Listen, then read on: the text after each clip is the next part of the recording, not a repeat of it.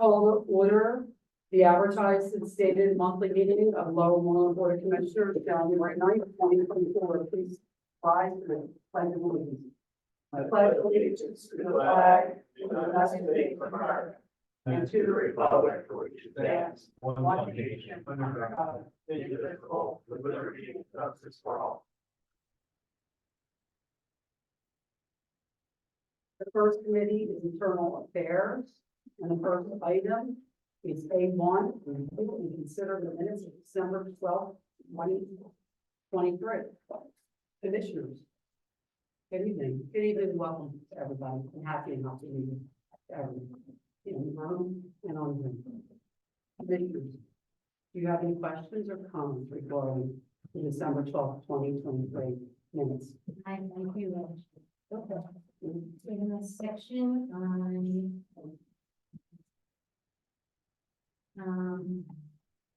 when we're talking about the budget for the police cars, I wanted to actually say that, I don't know how I said it, but I said that I wanted to review that whether 100,000 miles is appropriate or not. Not that, not that 100,000 miles is the appropriate number. I can make that edit. Okay, thank you. Okay. Does anyone else have any questions? Anyone? Okay. Does the public have any questions?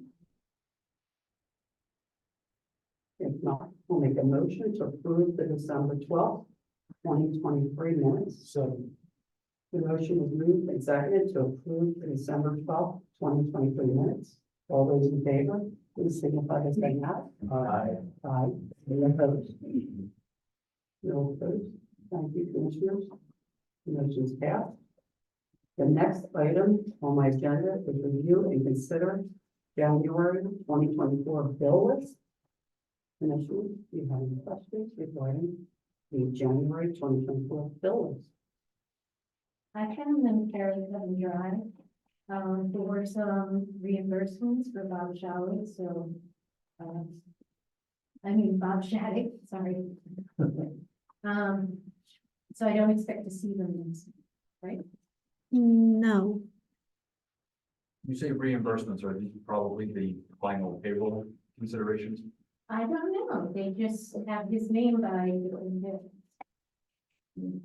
And I apologize, I don't have those numbers. let me see. No, I don't have those separated out. There was a couple of reimbursements for Bob Shally for fire marshal for his expenses at the end of the year. Okay. Small things, they come up every year. Just because he has funds left over that he wants to use up for things that he needs for his department. He usually holds off until the end. And so I think that just for everybody's context on that, the fire marshal's office is giving the hilariously large budget of $4,000 for small tools and equipment, all of his training and certifications, and other things that office does. So towards the end of the year, Bob will check in with us to see, and like small tools and equipment, things that he would keep in his truck, or items that have been used throughout the year that need to be replaced. So Bob will often check in with us to see what is the balance of that $4,000 and be able to replenish things that have been used for the year. Excellent. Thank you, Jay, for that clarification. Does anyone have any questions? Anyone from the public? Okay, if not, I'll make a motion to approve the January 2024 bill list. Second. The motion is moved and seconded to approve the January 2024 bill list. All those in favor, please signify by saying aye. Aye. Any opposed? Thank you, Commissioner. The motion approved. Next is review and consider the 2024 vehicle equipment. Oh, I'm sorry. Next is review Intergovernmental Cooperation Act resolution. The Lower Moreland Bridge Fire and EMS Department. So we have in our tablets, solicitor rights that prepared The attached draft intergovernmental cooperation agreement to be reviewed by both the Board of Commissioners and fellow council regarding establishing a well-known for rapid fire and EMS department. Solicitor Rose, if you review this follow. This is following up what has happened over the last year or so regarding the chief's position that was created. This would create a fire and EMS, joint fire and EMS department for Lower Moreland Township and Burnham Fire. There's the Intergovernmental Cooperation Act requires when two municipalities decide to jointly enter into some kind of a service agreement to do that by resolution or by ordinance. So this is fairly straightforward. It creates the department, joint department, the borough and the township. It has a term that will continue unless terminated by either party with 6 months notice. The purpose of the agreement is to establish a joint fire and emergency services department for both Lower Moreland Township and Burnham Fire under the supervision of the Chief of Emergency Services. Now that position was created previously, Chief's here. So he would oversee this department, the funding of it, and these are all requirements of under the Intergovernmental Cooperation Act. The funding is in accordance with an MOU that had previously been approved by both boards, by Borough Council and by this board. So the funding formula is not changing with this. The other parts of this agreement, and this is a draft agreement that the borough solicitor has reviewed and commented on. I don't know whether Borough Council is discussing this month. This is not up for adoption tonight. This is just for public notice and any questions from the board. If this moves forward, it will come back and be approved by a written resolution in the month of the next month of February. So it's, as I said, it follows with the creation of the chief's office, puts supervision of the services by both the Burnham Fire Company, Lower Moreland Township Fire Company under the supervision of the chief, coordinates their service. It's our Chief of Emergency Services. Yeah. Chief Sherringer. Yep. Okay, yes, there's no, for the board, there is no action on this tonight, just for all of us to review it, which we had an opportunity to do so. If any of the board have any questions? Anybody? I have some questions. So, all right, so I'll just start with, on the, we'll talk about the funding and the, excuse me. The 75%, 20% arrangement, in that MOU that you just referenced. Would this, if there was ever a cost to review that, or, I don't know the process by which we could review it, would this come in conflict with that, or prevent that from happening, or? Because it indicates that it's using the same funding schedule, but if we were to change that funding schedule, would this automatically adopt that new funding schedule, or we have to review this agreement in relation to that? You would have to, if the MOU was changed, then there'd have to be some amendment to this agreement also. Okay. Because this is tied into, that funding formula, and the budget that was prepared at that time. So, yeah, you would have to, this is an agreement that if it moves forward, both municipalities will adopt by resolution. If that funding formula changes, then this would have to be applied. Okay. Manager Huffman, could you please explain to Commissioner Bland the funding formula of the 75.5%? Sure. So when we had gone to do, because it was January of 23 was the first intergovernmental cooperation agreement, and then I think by March of 23, that intergovernmental agreement called for an MOU that would establish the parameters for that program. And through that, and it's reflected in our fire tax budget, I have pulled out the line items that are specific to the chief's position, everything from any of the employee-based expenses to vehicle, gas, to insurances, everything that encompasses that. Broke that down into a chart that we reviewed with borough, the borough team. They took that back to the borough council, and ultimately that's what we had settled on the breakdown. We track everything internal year and pay upfront, and then on a quarterly basis, invoice the borough for 25% of it. So I had another question about, since this is formalizing the, let me make sure I'm using the right terminology here. The department underneath the chief of services. So whenever we get to a point where we might have to find a new one, if our current chief retires or something else would happen, like, what's the process, general process and timeline for doing that? And how would this be affected by a situation where, like, maybe we couldn't find someone, or we need to have someone who is interim? Would this be impacted by any period of time where we don't have, if that were to happen, so we didn't have a chief? Well, the agreement's really not going to be impacted, assuming the position is filled. But it's like any position, the manager, it will have to disappear, so somebody will step in. Please, somebody do that. Somebody will step in and, you know, do his job. Do his job. So, I mean, if the chief, for whatever reason, hits a lot of it. That's a better example. Then the two municipalities are going to have to get. Yeah. Unless there's an obvious replacement, you know, at some point maybe there's a second demand. But I don't think they're there.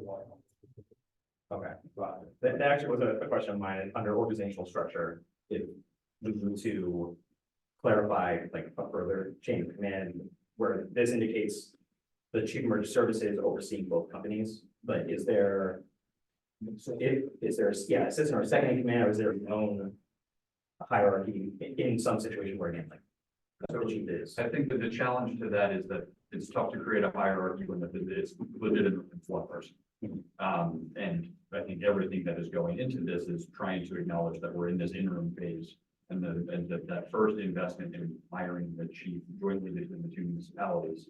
But in this structure, trying to acknowledge that right now that having Huntingdon Valley Fire Company, Burnett Fire Company, they are providing the service for both communities.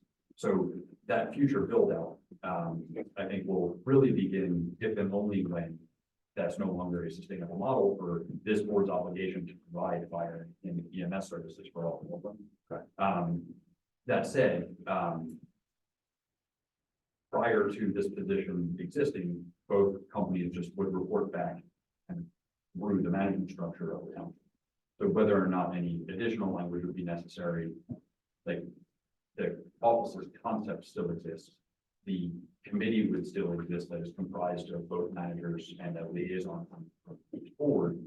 So I think that the reporting structure would kind of continue through that while we make a good faith effort to fill the position.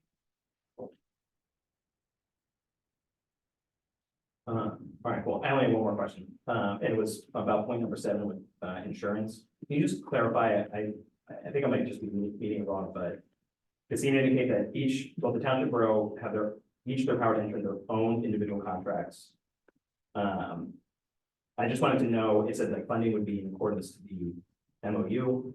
Are there any, like, limits and guidelines or stipulations if one company were to engage in a policy that, or to be, is that something that also comes through us? I'm just thinking from a spending perspective, if we were to, like, would we have oversight for that? Well, the way this is set up, you still have the two volunteer fire companies, right? They have their insurances, township has their insurance for going to chief. And then the cost of that, subject to the 75-25 split, right, first, yes, you know.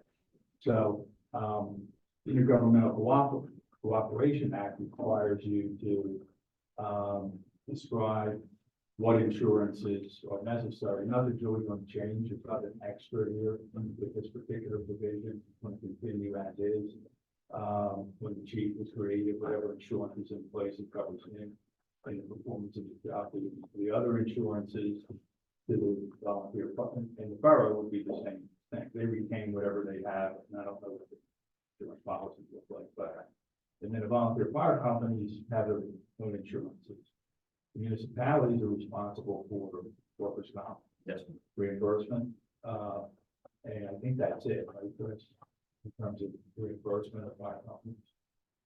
Yes, because, and really in this this language about the department is about the LMBA fire and EMS department. Right. So, and in the structure that we set up, that department led by Mark is utilizing the township's property and liability, workers' comp and health insurance programs. When it comes to the breakdown between the municipality and the fire companies, we are actually also providing the insurances for the Valley Fire.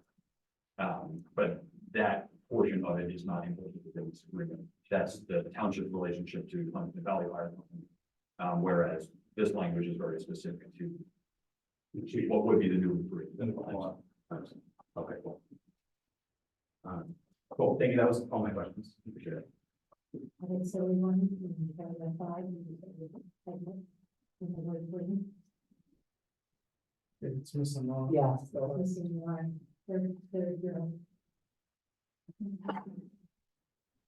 One item that the chief and I had talked about, which has been solicitor, we'll get you a comment on this. I'm just making sure that within, I think it is that paragraph 5, or is it in some of the whereas language? Just making sure that we're referring to the services provided by each of the fire companies to kind of respect what they each do. So making sure how we talk about who's providing fire service and where they go, who's providing ambulance service, where they go. So if there's anything clarifying, we would have that edited in time for the final version that we would bring back to. Yeah, that's, I think it was the third whereas. Yeah, so that's what it is. And then the one other item I wanted to clarify, I did reach out to the borough today and spoke to Jeff Elsing. They did not end up having this on their January 2nd agenda, just in the way that the timing of this being generated and their solicitor having a non-borough related item he was dealing with.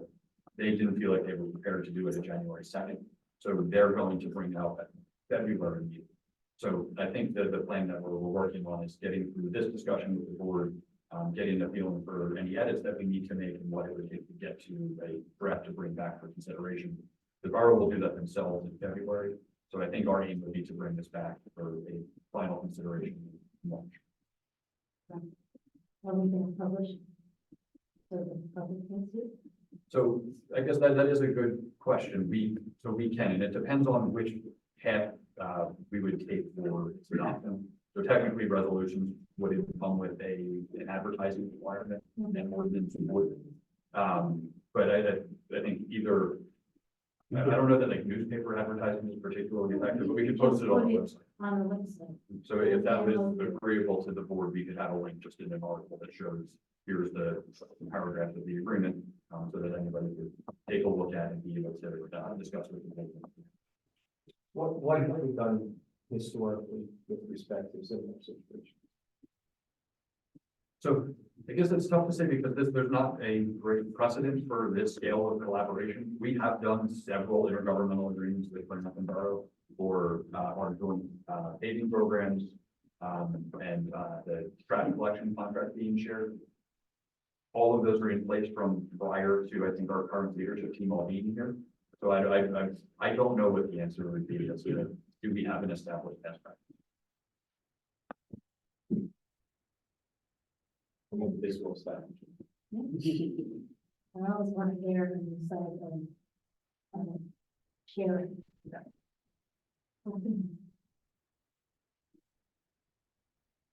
Any other questions on the agreement? Does the public have any questions regarding this agreement? Someone understand, you need to get the record too. Something Dave, 2472 Dale Road. I'd like this board to take under consideration before we vote on this resolution, that this become a valid question to the taxpayers of Lower Moreland and to the taxpayers of Gwinnett. Put it on a ballot and let the public decide. Because we in Lower Moreland here pay the bulk of the taxes for this program for our fire department. And it's a 75-25. So therefore, why don't we let our taxpayers decide whether we agree on a merger or we agree on separation. So it's not a hard question to put on the ballot. Do you agree with the merger or you don't want a merger? Do you want to continue the way we're working here in Huntingdon Valley? And that's all I'm asking. Take that under consideration before you act on this resolution.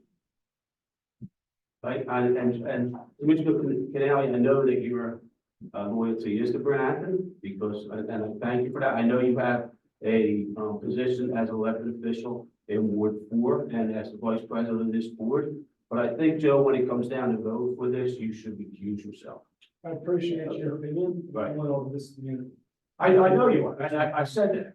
I said that. And you know how many times that I thank you for your service and everything, but your loyalty is to the Brennan EMS and fire department, correct? Is that a fair statement? Myself. Yeah. No problem doing that. Okay, I appreciate your opinion. okay, all right, thank you. Mhm. But I ask you to take that under consideration, please, for the taxpayers of well awarded.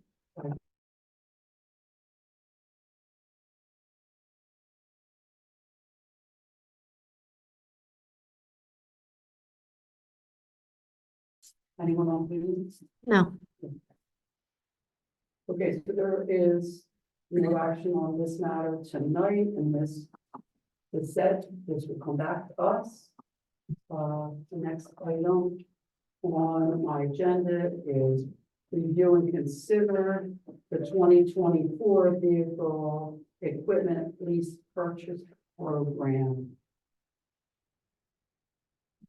EJ has done a lot of work on this, and we all thank her very, very much. And the staff, they have solicited quotes from several area banks for the municipal lease to purchase several vehicles and equipment. 2 code vehicles, a Ford Explorer in the amount of $50,092.74. There's a code enforcement for the fire chief and a Ford Bronco for $32,960, also for code enforcement. A sewer truck, which is a Ford F-550 for $122,648. A stormwater truck, the Ford F-250 for $58,407. And a chipper for $80,575.70, all totaling $345,683.44.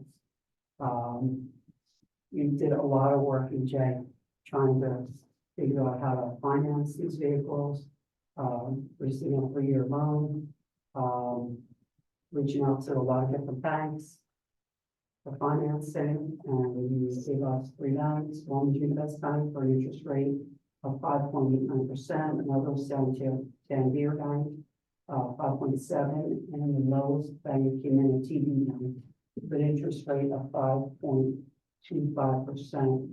And your staff is requesting the board's authorization to move forward with securing a loan under the parameters with regard to TD Bank with that 5.25%. We spoke about all these vehicles. Yeah, so they're all with allocation preparing for this lease purchase program in the budget. So there's the ones that hit Fund 19 or Capital Improvement Fund. And then the sewer truck is in Fund 8 and the stormwater truck in Fund 31. And understanding that these interest rates are a couple percentage points higher than what that we've done this in the past. The way that this program works, we actually make a payment immediately with the loans, and we don't incur interest in year 1.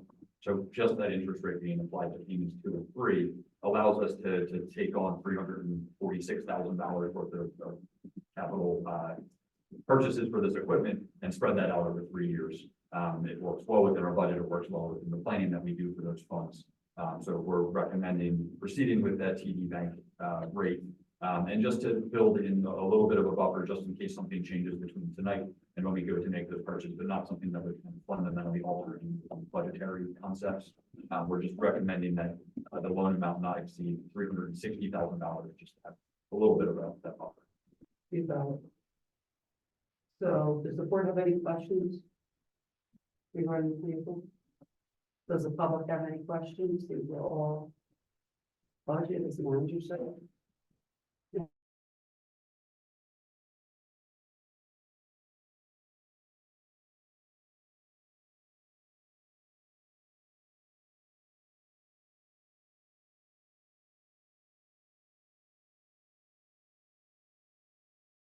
And exceed 360,000, like the manager stated, so. Thank you. The motion is moved and seconded to enter into this agreement for financing of the above listed vehicles and equipment and an interest rate of 5.25. So the total loan amount not to exceed $360,000. All those in favor, please signify by saying aye. Aye. Aye. Aye. Any opposed? The ayes have it. Thank you, commissioners. The next item on our agenda is review and consider bank signature resolutions. So following up to the 2024 Board of Commissioners reorganization meeting, establishing the board president and vice president, the township staff have reviewed the current check signing policy to ensure that authorized signatures are up to date. With the establishment of myself and serving as president and Joe CANALE as vice president, the list of authorized signers for the township's bank account should reflect the updated board members. The recommended check signers for each respective bank accounts are as follows. TD bank accounts, the general account, the list, Denise KURITZ as president, Joe CANALE as vice president, Christopher Hoffman as township manager, EJ Lee, assistant township manager, Dave Scarrato as our chief of police. Onto the Pliggett bank account, Denise KURITZ as president, Joe CANALE as vice president, Christopher Hoffman as township manager, EJ Lee as assistant township manager. Does the board have any questions regarding this matter? Any questions? Public have any questions? It's very customary. Any questions on Zoom? I don't have any. Okay. If there are no questions, we have two resolutions to authorize the check signs for the TD Bank. TD Bank and for Wayne. The first resolution is 2412, authorizing the check signers for TD Bank as described. I'll make a motion. Second. Motion is moved and seconded to approve resolution 2412. All those in favor, please signify by saying aye. Aye. Any opposed? No opposed, the ayes have it. The second motion is motion to approve resolution 2413, authorizing the checks signers for the Pliggett account as described. Second. Motion moved and seconded to approve resolution 2413. All those in favor, please signify by saying aye. Aye. Any opposed? The ayes have it. Thank you, Commissioner. The resolutions passed. Next item on my agenda is the administration report.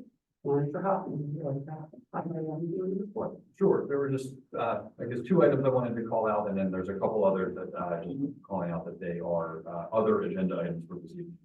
So the first one is that Commissioner Housen and I, as well as, our consulting team, had a chance to meet with DEP, on, Teams yesterday to discuss the Beth Hills Reclamation Corporation, BRC closed landfill site. You probably recall that we've had conversations over the last year or so that the BRC was seeking to do a pilot program that would allow the closed landfill to start reaccumulating water, which they would then pump out on a slower basis than they do today. We provided some comments about that in the comment period that DEP had allocated, and BRC ultimately indicated after those comments, we're not going to do the pilot program, which in the near term gave us a sigh of relief. We don't have to see kind of what the implications are if that happens.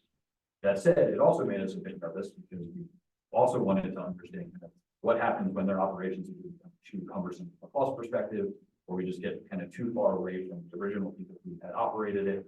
And what if you start to lose some of that local operations knowledge? So we were grateful that DEP granted us this meeting just to be able to ask those questions.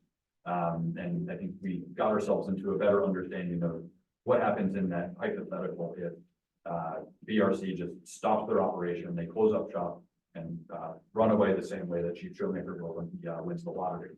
And ultimately, there is a maintenance bond that they've posted a letter of credit that DEP holds. DEP would be able to call that and eventually have just $1.5 million to continue that operation. They would also probably seek some legal recourse to try to bring BRC back to do that operation. But Commissioner Howland asked the right question. If they just ceased operations, there would be some period of time that just whatever happens would happen. So having that understanding, I think, helps us determine some of our risk tolerance for whether or not there is a point that they would proceed with that pilot program. So DEP has since shared a pretty large file dump with us of what they had on their servers. So our consulting geologist is going to go through that, see if any of that information actually results in any changes to the comments we had made. And then we discuss the possibility of reconvening with the DEP team and the township team, and then inviting BRC to that as well, just to kind of have this collaborative conversation to see, is there some kind of interim idea, something else that we might be able to do? Because we very much want to make sure we're protecting the neighboring residents, both from an odor perspective and as well as anybody who would be on well for their water service, as well as the Pennypath Creek being downstream from that facility. So we just wanted to make sure that we were, it's been a long time since there's been any meaningful conversation about that facility. It just operates as it is and no one really thinks about it. So we just wanted to make sure we understood the lay of the land one day. Commissioner Howland, is there anything you would want to add from that meeting experience? No, they were quite clear about everything, so that's the very direct question. I don't know what but I do have one question. That letter of credit is 25 years old. Do we know that it's still that? You know what, I'll provide that as a follow-up question to DEP. Yeah, because the bank probably no longer exists in the prior. Probably a performance bond, though, is what I'm guessing. They said it was a letter, They did.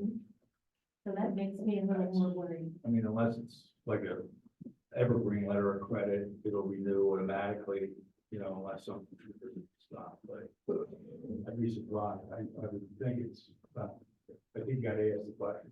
I mean, they have a set term letter of credit. Bond. So.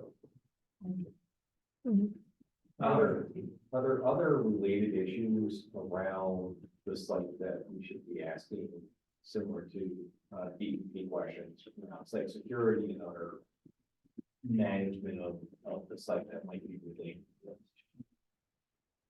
That's a good question. I'm not sure.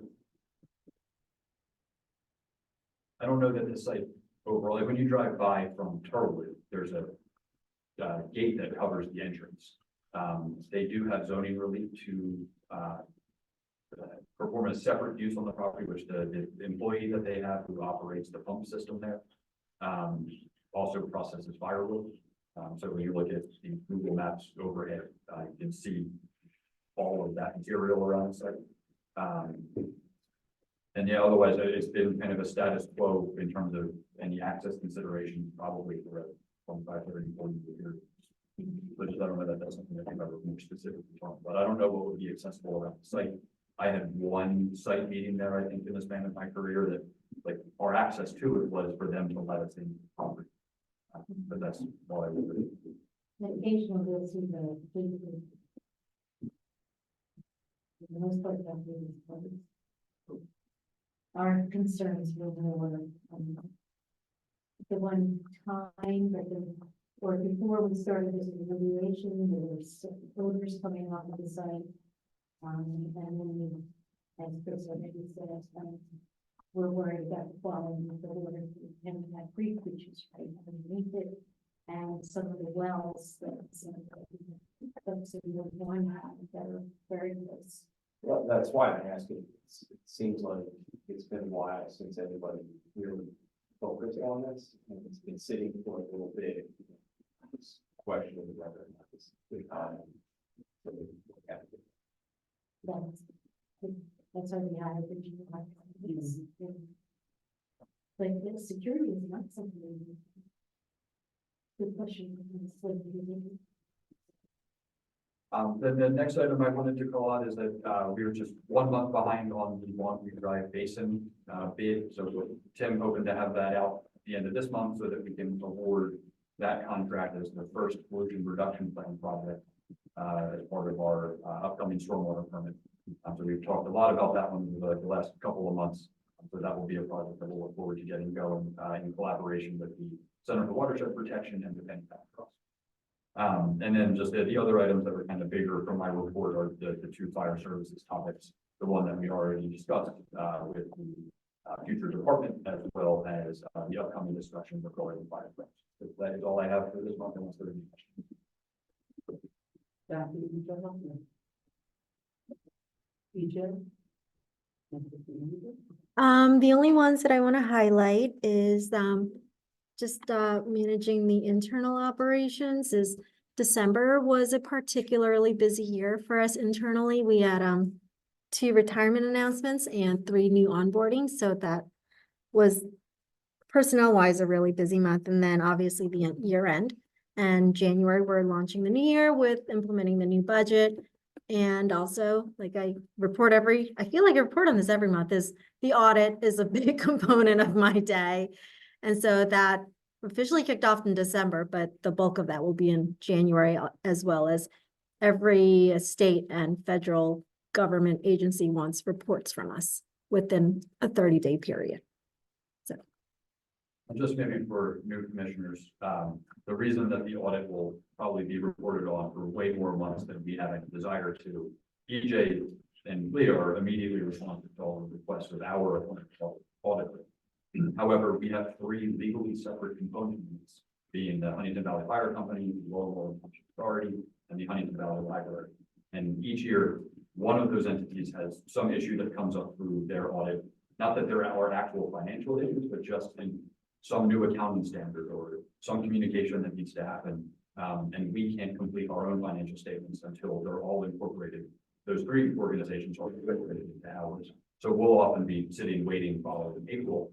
Last year, it was the library's audit that just took their auditor forever to issue that report. So just wanted to give some additional.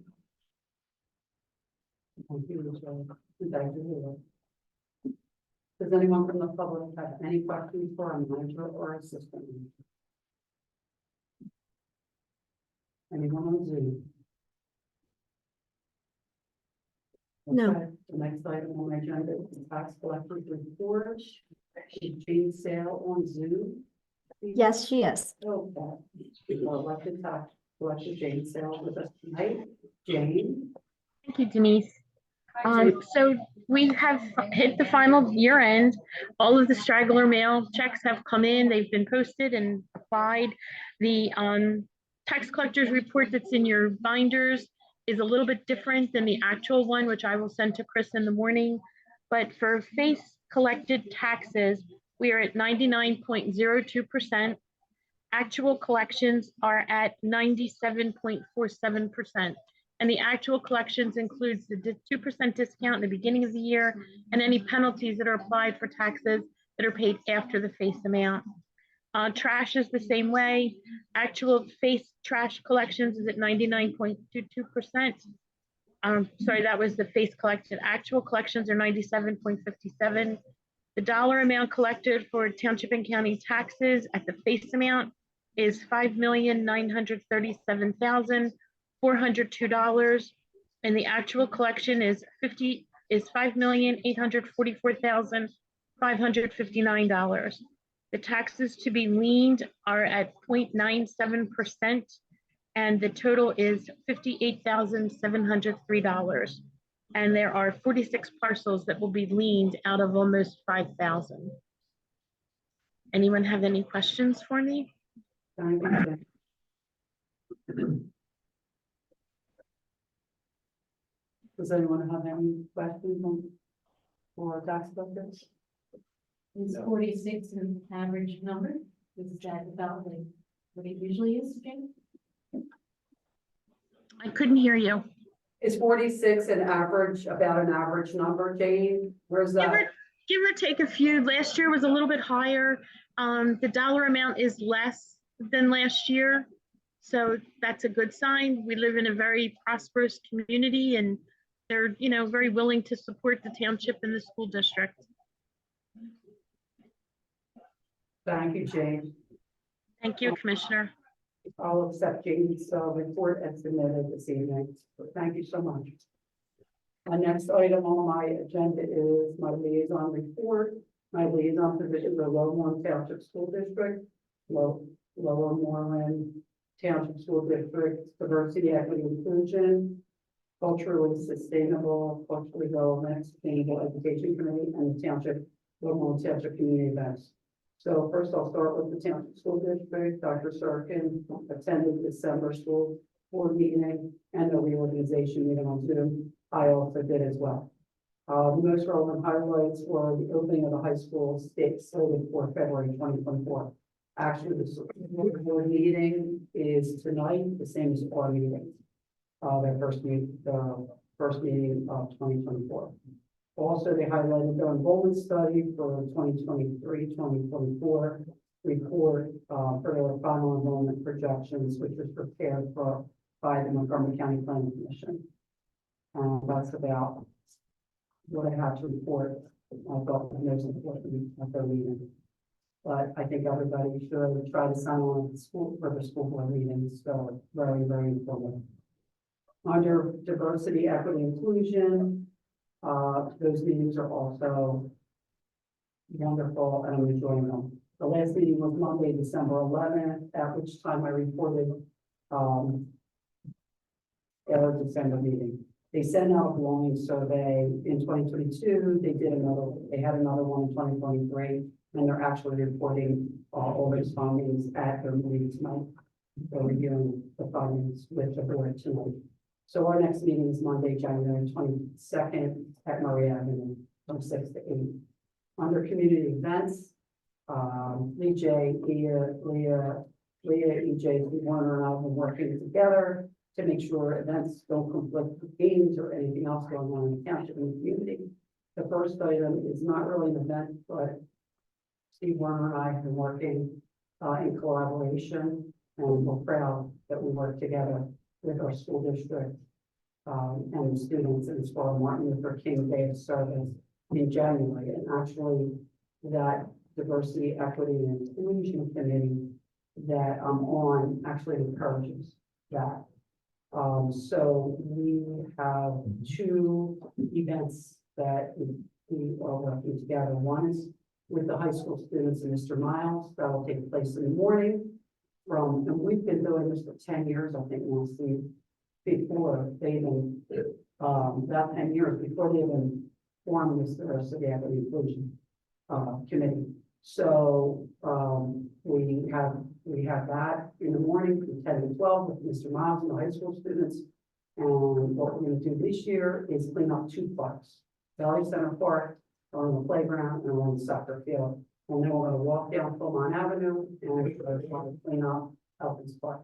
And then in the afternoon, we have a Boy Scout troop and a Girl Scout, a Brownie troop. And Public Works was amazing. They made bird boxes, duck boxes, and bat boxes. And I get one of those in my. they're amazing. Public Works put these together in a matter of hours.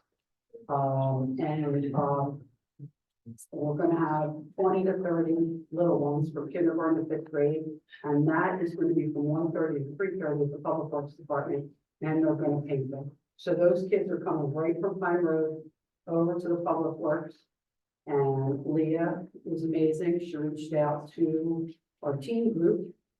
And they're probably going to help and assist with the little ones, but there's probably going to be a lot of parents there. So thank you very much, Leah. So that's what we have going on. Martin Luther King Day is January 15th. And then we have our egg hunt, our Huntingdon Library so graciously runs. That event is in March, so we're all set for that. We don't really, it's so far in advance. And we already have our Earth Day is already set.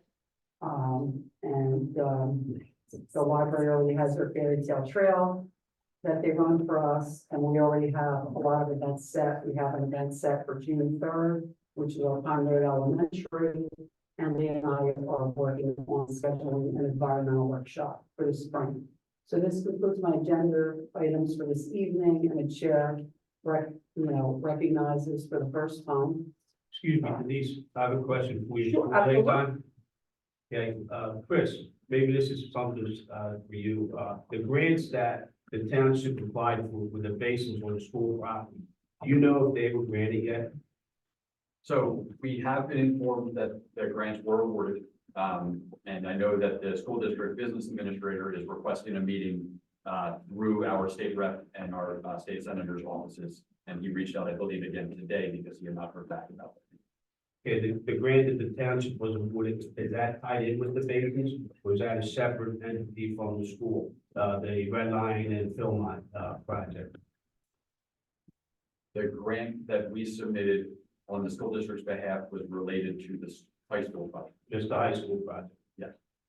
Okay, so they did get that money? Yes, but you also will probably realize that the school is almost done. Yeah. So we've got some questions to ask. Okay. Just wondering, thank you. Thank you, Mr. McKee. Okay. Yeah, we have questions regarding any events. Okay, that concludes my agenda. The chair recognizes for the first time Commissioner Mueller. And he is chair of the Community Development Committee. Thank you very much. The first item on my agenda tonight is in the matter of review the extension review period for 2510 Huntingdon Pike LLC, number 2305. The township is in receipt of a letter from the applicant's attorney dated January 3rd, 2024, and essentially that letter grants the extension that the township requested. There's no action that's needed in this matter tonight. So I'm going to ask if there are any questions regarding that letter in the packet. Any questions from the public? Is this a business 25? Yes. Yeah, Marquez. So thank you. Any questions on this? I do not have any. In that case, I'll accept the letter as. The next item on the agenda is the building officials report. There were 37 permits that were issued in the month of December through commercial, 34 residential, 700 permits issued through December 2023 for a total of $143,970. How that compares to 2022, there were 813 permits issued previous year, totaling $360,150.50. So permit wise, about 14%, 60%. Under inspections, 68 total, 56 residential, 12 commercial. And finally, under use and occupancy certificates, one business use occupancy for construction, and I believe that concludes those items. And I'll accept the building board as accepted unless there's questions from the board from the public. Who? Nope. Liaison report, I have two. One is the planning commission, the other is the Pike Ecological Trust, restoration and trust. Regarding planning commission, there's a meeting planned for January, Thursday, January 25th, 2024 at 7 p.m. in the township meeting room, and it will also be available on the Zoom platform. Two matters that will be heard. First is Capone, which is 2367 Pine Road, is a 2-lot subdivision. And the second is 2895 Pine Road LLC, 2895 Pine Road Sketchblock. That's the older Bryant's. I believe that is it. That's it. Any questions? public. Great. And then the Pennypack Ecological Restoration and Trust, 3 updates. Commissioner Kurtz attended the September 19th meeting. The primary focus of the discussion then was the June State Fairgrounds. It's 41 acres. It's located in Upper Moreland Township. It's currently zoned residential. However, it would be a development size, but they're currently under contract with Pennypack Trust. But they need $4 million to finish it. So they're going to do some fundraising. They're reaching out via Facebook and other ways, asking for donations. The deadline for the transaction date is June 30th. And they've met with some neighbors back in December. And as of now, they'll continue to operate at June date. The plan is to continue to operate at June date. The last item is the McPhee property, which is located off of Kroger Road between Washington and Lindbergh Lanes, 38 acres. They're calling it the McPhee Wildlife Sanctuary. So they cleared some overgrown access to the driveway. That apparently has been accumulating for many years with just growth. Spending time cleaning up the property, getting rid of bamboo and other invasive vines, trees, as well as planting new trees. Still a lot of work to be done. We're moving slowly and carefully trying to manage the land and get it back to natural preserve state. And then the final piece of that is there's a number of programs that the Pennypack Trust is working on. They have all listed on their Facebook and websites. There's Free Tree Volunteer Days, Volunteer Day service on January 15th, Preschool Nature Club, Growing Up Wild and Exploring Nature for ages 3 to 7, and other volunteer activities. That concludes my items.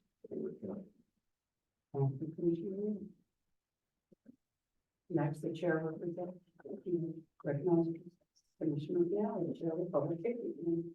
Thank you, President Kurtz.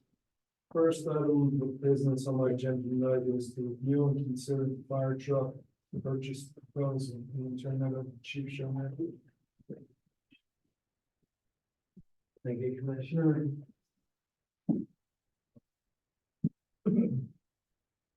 Here with me, I have a lot of information here tonight from different aspects of the meeting. Including the package, you probably have received a memorandum from myself to the township manager in regards to a recommendation of purchase of fire trucks. As you're aware, or most of you are aware, when I was hired back in September, one of the first assignments I was tasked with was reviewing the current bid proposal that was received by the Huntingdon Valley Fire Company Truck Committee for a KME King Cobra type fire truck. Took some time to go through this. There's a book about this thing of specifications. I did review it. I had a number of questions on it. I asked some of those questions to some of the members of the fire company, and after getting some of the answers, I decided it was a good time that maybe we could sit down and talk a little bit about what the truck committee had done. I wanted to look at the work that they completed, and I respect the work that they completed and put a lot of time into this. That if they had made a proposal, I believe, to the township prior to me coming here for purchasing this truck, but it kind of was held off on this position was still to make an assessment. So we, I think it was November the 7th, election day, we had a meeting. I expected a short meeting, about a half an hour. We ended up, I think, 2.5 to 3 hours in that meeting where we discussed a number of the aspects of what they were looking for, why they were looking for it. One of the issues that came up was the ability to negotiate parapets. So the type of truck that the Huntingdon Valley Fire Company Truck Committee was looking for has it was called a jib on the end of the ladder truck that goes off the bucket with a, I think, is it an 8-foot jib that was on that particular piece? Okay. And the nicety of that is it gives you the ability to go over a parapet wall on a building. Whereas on the standard ladder truck, it goes up to the edge of the building. So with that said, and with some of the other things that came out of that meeting, I decided to go out and do an inventory of the buildings in the communities of Norwood and Brenham. And yes, there are some buildings with some parapets on it, but in my opinion, there are parapets on just about every building in every community, and there's a number of different ladder trucks that are out there that we could have looked at for these, to accomplish the task that they were trying to do with that. Another item that the fire company expressed was the ability to assist in water rescue, which this truck definitely has that ability to do that. With that articulating boom, they can drop down, I think it was 20% or 20 the load rate of the truck itself. So, you know, I began to look out at the different manufacturers to see what was available out there. And there was a number of trucks that I looked at and took some pictures of when we brought the committee in. I showed them some of the information that was out there, trying to see if they had any interest in looking at it. And we decided that we would bring in what's called a Pierce Ascended Mid-Mountain Tower Ladder. It's kind of the same exact concept that is currently in place at the Huntingdon Fire Company. They have a KMB Mid-Mountain Tower Ladder. The difference with this truck, that when we looked at it, is it's a lot shorter than your standard vehicles. In fact, the King Cobra truck that we are looking at is what's called a rear mount tower ladder. So in other words, the ladder hangs on the backside, stands out the front, the bucket hangs over the front cab, and then it's deployed like that, which gives it some advantages and disadvantages, but more advantages than anything. So we brought this Pearson and demoed it on December the 2nd, I believe it was. And both fire chiefs were there from both communities, wanted them to see in different areas of their communities to take it out, fly the apparatus, maneuver the apparatus, take it on some of the tight roads that are back throughout the different communities. And that was done. And in fact, we spent, oh, I'm going to say probably about 5 hours that day when we were going through the truck and going over it, reviewing it in the station, taking it out and doing the different tests that they wanted to do, wanted to see how it would work. So one of the items after we were done that the truck committee identified as an issue to them was that the bucket seemed to flex a little bit more than the other truck that they looked at. And I'm at a disadvantage for that because I didn't see the other trucks. I don't know the stability of that. But I did go look at one of those trucks at the show, which was a static display. And I mean, in that particular truck I looked at, I had some workmanship issues, but I knew in the truck that was brought in prior to this from Roseboro, that was a very nice truck. They brought it. It was very well maintained, well built, and the workmanship was a lot better. So after going through all the different reviews and looking at the different aspects and doing a complete bid analysis on that first bid that came in, Rosenbauer sent in a second set of bids, or actually 3 to look at. And I'll get into this in a little bit about this program that's done through 2 different manufacturers, but there's a program called a stock program where we could go in and possibly find a truck to purchase it on a quicker turnaround time. Right now, if you order a fire truck, it's 48 months to get delivered from the day that you sign the contract. 48 or 48? 48. 4 years. So that's due to COVID and the backlogs and everything that get along with that. Roosevelt's a little bit sooner than that, but I don't know exactly what the dates were. I think it's 3. We just bid a truck through them, through my own department. And I think they were just a little over 3 years to get what they're looking at for us to deliver. So anyway, as we went through it, I talked to the Pierce people and I said, look, what I heard you had this program called stocking program. If we were to find a vehicle in that program, how long would it take to get? And so what they do is every month there's a list of trucks that come out.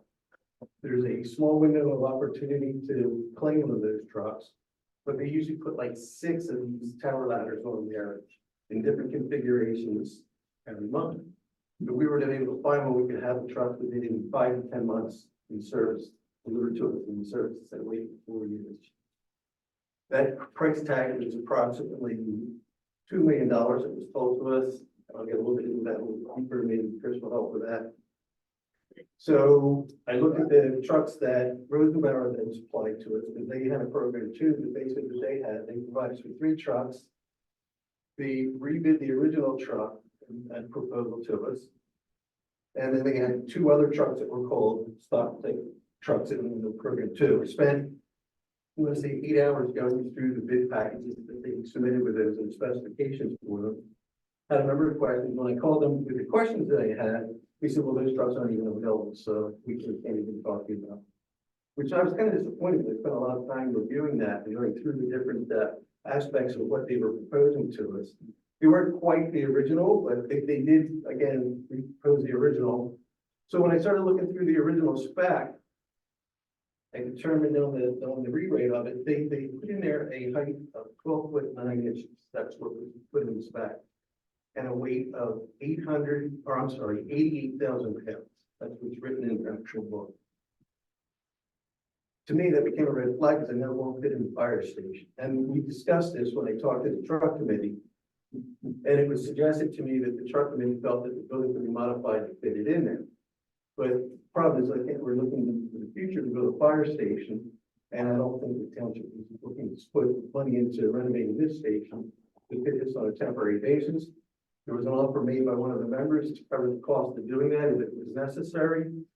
Brought that back to the boss, let him know that. But, when I did the second review and I talked to the Rosenbauer dealer again, I said, look, did you know this truck doesn't fit in the station? And he said, yeah, we know that. We made the committee aware of it. I said, well, they're talking about modifying the station. And at that point, he told me, this still won't fit in the station, even if they make the modifications. Now, I don't know that, and I know that I talked to the committee about this. There's an engineer that was brought in to take a look at this. But I'm just going to go what was told to me by the manufacturer, which was the Rosenbauer folks. The other thing about the weight, I asked them about that because DOT has an 80,000 pound maximum weight for any vehicles on the roads, and it's a federal standard. However, there is an exception for emergency services vehicles, and they exempt these vehicles from that. So I was a little uncomfortable with that because I thought that what if one of these trucks was in an accident? What's the first thing they're going to do? The lawyer's going to look at it and say, hey, this truck's overweight, it's well on the streets. So why are we doing it? So at that point, I decided, I talked to Chris a little bit about it. We decided to make contact with our insurance carrier, the Delaware Valley Insurance Trust. And I ran that scenario by them, and they provided me with a written statement back saying, yes, there is an exemption. Yes, they would honor the exemption and insure the vehicle. However, they had a lot of concerns about other items such as, one, will the truck be able to negotiate any crossings that you have in your community for restricted bridges? I don't know that answer because I don't even know the different aspects of the community and what's out there. We talked about the maneuverability of it on like tight corners. Is it a problem for that? Would it be a liability issue for them? And more importantly, and I didn't even mention this to them, will fit in the station. They said, you know, it's a big truck. They actually called Rosenbauer Harps is the dealer for that. Talked to them a little bit about it, and that was one of their concerns, making sure that it would actually fit in without causing any problems there. So as I took a look at all this, and being that, like, you know, look at the other truck, I looked at the weights on the other truck. The weights on the Pierce truck were 77 pounds, which is well underneath the 80,000 pound requirements. And then I started looking at the height. You know, it fits in because the truck came in that we wanted to put it in the station, so we could look at it before we took it out. In fact, the height of that truck is anywhere from 10.10 to 11.3, depending on what features you put into it. And then we looked at the lengths of the truck, which to me is the most important factor in the whole thing. The Rosenbauer truck that was posed is 47 feet 6 inches, I believe it was. Whereas the Pierce truck that we're looking at is 43 feet maximum. There are actually some of them that are shorter too, depending on how you fit it out. So with all those specs and all the items that I looked at and gathered throughout this, as you can see, I made a recommendation to the board that I believe we should enter into agreement with Click Fire Equipment Company on a Pierce manufacturing Pierce Ascended mid-mount tower. And that would be done under the CoStar's purchasing program and done under that program that I talked about for stock piece. Now, when I say stock piece, you can do modifications to them, certain modifications to them. I don't know the total limitations on it, but there are some items that I saw proposed to me on a drawing, and there's a couple other items I would like to enhance a little bit. Some of those safety lighting on it, you know, emergency lighting, ceiling, that type of thing. So as you have in my memo, that is my recommendation. While I was also looking at this, you're going to see also in my recommendation, there's a 2005 American Left Ramps piece of apparatus over at the Huntingdon Valley Park, and that's due for replacement schedule next year. It's a 20-year lifespan on that truck. American Left Ramps is no longer in existence, and the parts are not readily available to replace anything that gets damaged or broken. So again, we look at this same program. They have a truck online that actually is being, or it's going to go online. It's in the order pipeline now. And ultimately, when we looked at the cost of the trucks, and if we do a two-purchase truck, there's an opportunity to save up to $250,000 in their overall purchase if we were to do it now versus wait and order the truck through the standard process. So I wanted to put that aspect out to you for consideration. I think it would be a wise move to try to do both if it's possible, because of the great savings that we can realize over this period, and they would be 20-year trucks. So, with that, Chris wants to chime in there. Sure, so just well, if you want to ask a question first, and then I just have a little bit of a summary on the financials. So 20-year truck, it's a 2005, 2025, its lifespan, you're saying is up, can't get parts. Based on our schedule, and currently it's no longer in existence. The manufacturer. So we're in 2024, the time they get that once you order it, in the past, the 2005 we have, when did we order that to come into the anybody know that? I couldn't tell you that. Like how far in advance do you order before the lifespan is up? Well, before COVID, it would take you approximately anywhere from, I would say, 12 to 18 months for delivery of the truck, once you spec, if you did a custom spec. Now it's anywhere from, like I mentioned, 32 months to 40 months. Right, so I think you look at a couple of factors. As one is what is the turnaround time to get it. There also will be some amount of a trade-in value. So being able to have it go in a little bit earlier. So if we were to commit to this now, I don't know if it's exactly clear that second engine wouldn't be available until November of 2025. So that would get the current American Left Ramps through its 20-year useful life. And then built into the cost proposal for that, before we would sign off on it, we would know what the trade-in value that would be committed to that product. So we're talking 22 months on the Yeah. You know, one thing that's important factor too that I didn't mention, if we were to do the standard order on it, and again, this places it at $250,000, there's an engine change coming in, the emissions change in the next 2 years. It's going to be increased the cost of the fire apparatus by $100,000. That's across the board, every manufacturing. That's the emission change. Yeah, these are federal standards that are coming to play. And I just went through this with my own department, Southampton, because we just put a truck out, we were trying to do that. And we get caught up in. So it's the purchase time, not the actual. Well, that purchase time, once you order it, they don't have the actual figures yet for what the exact going to be. So they'll give you a bid number, but it's going to be off. I'm saying the emissions, it's the emission standard that they're trying to beat. If you order it today, even if we get it, even before it. it's when you buy give them a purchase, That's correct. you actually receive the truck. So that's why I'm looking at it right now, because that's going to be a huge cost factor in it. I think, and again, we have some real restrictions on the fire station on the side where the engine is actually stored is a lot lower than the one we're talking about modifying on the other side. We're trying to find a piece of apparatus that would fit within that constraint as well. So between the engine, or between the super purchase and the emissions, it's like about 10% savings. I would say that, yes.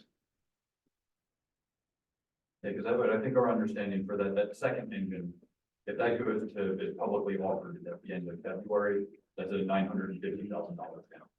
By piggybacking onto the first purchase, they'll reduce that price by $50,000. If we were to order that truck today, it's a $1.1 million. So incorporating the new emission standards, we're probably 1.2. So it goes from 900 to 1.2 in that. Well, it would affect both trucks if there was a delay, because all those, right, that's correct. So, and that's where, as I've been speaking with the chief on this, obviously bringing $3 million worth of fire apparatus to the board at the January meeting is a super intense consideration, especially with two commissioners at their first meetings, so you're welcome. So, but also at the same time, we've been kind of gearing up for this for a long time, and the chief was right with like immediate upon his hiring was the task of, we've kind of kept the truck committee waiting since their presentation in 22. I had communicated through Huntingdon Valley's president kind of what the status was and the desire to hire the position first before any longer term decision. But we were able to turn around within a 4-month period of March starting, being able to bring this recommendation. We've had some conversation, the difference between kind of speccing generally a truck, putting that out for public bid and getting responses from multiple manufacturers to see how they spec. Comparatively, and this is how we purchased the last truck, the 2012 Spartan, that these trucks are available through CoStars. So both of what we're talking about this evening are CoStars related purchases. The challenge is with the stock truck for the lab. There's essentially 1 day a month that you find out what are the available stock trucks on the line. You need to have your dealer that is ready to kind of jump in on your behalf to secure orders. So procedurally for this, and this is not my ideal way to do this, but this is what we need to do to participate in that market. If and when the board is ready to, having gone through the recommendations, and you ultimately feel that you have sufficient information to make a decision, we're going to request a cost not to exceed, which for the latter will be $2.1 million, and for the engine would be $900,000. And of that, whatever you are comfortable with, authorizing us then to work with the representatives from CANALE to turn that into an actual CoStar proposal with a specification that meets the needs for our community. That total cost, so if the request would be if it's doing both for a cost not to exceed $3 million. Today in cash, we have $1.5 million. The board increased the fire tax millage, and one of the considerations for that was adding an additional $100,000 annually to your capital reserves. So we do $150,000 a year. So that will get us to about 2.1 by 2028. Understanding that as the financial framework, I would then deal with our banking contacts that we've been developing over the years. And we would also receive financing proposals through the vendor because they have those established as well, and be able to put between now, we wouldn't actually owe any money until the first truck was arriving, and we wouldn't owe anything on the engine until that arrives in Pennsylvania.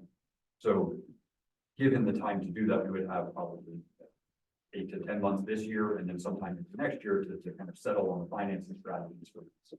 All things that would come back to the board for approval, because I will not be recommending that we just purchase these cash. So being able to spread that out, make sure that we maintain some of our capital funds and just have a strategy for how we go about that. Additionally, we would be receiving trade-in values on the 2 existing trucks, so that would offset the $3 million cost.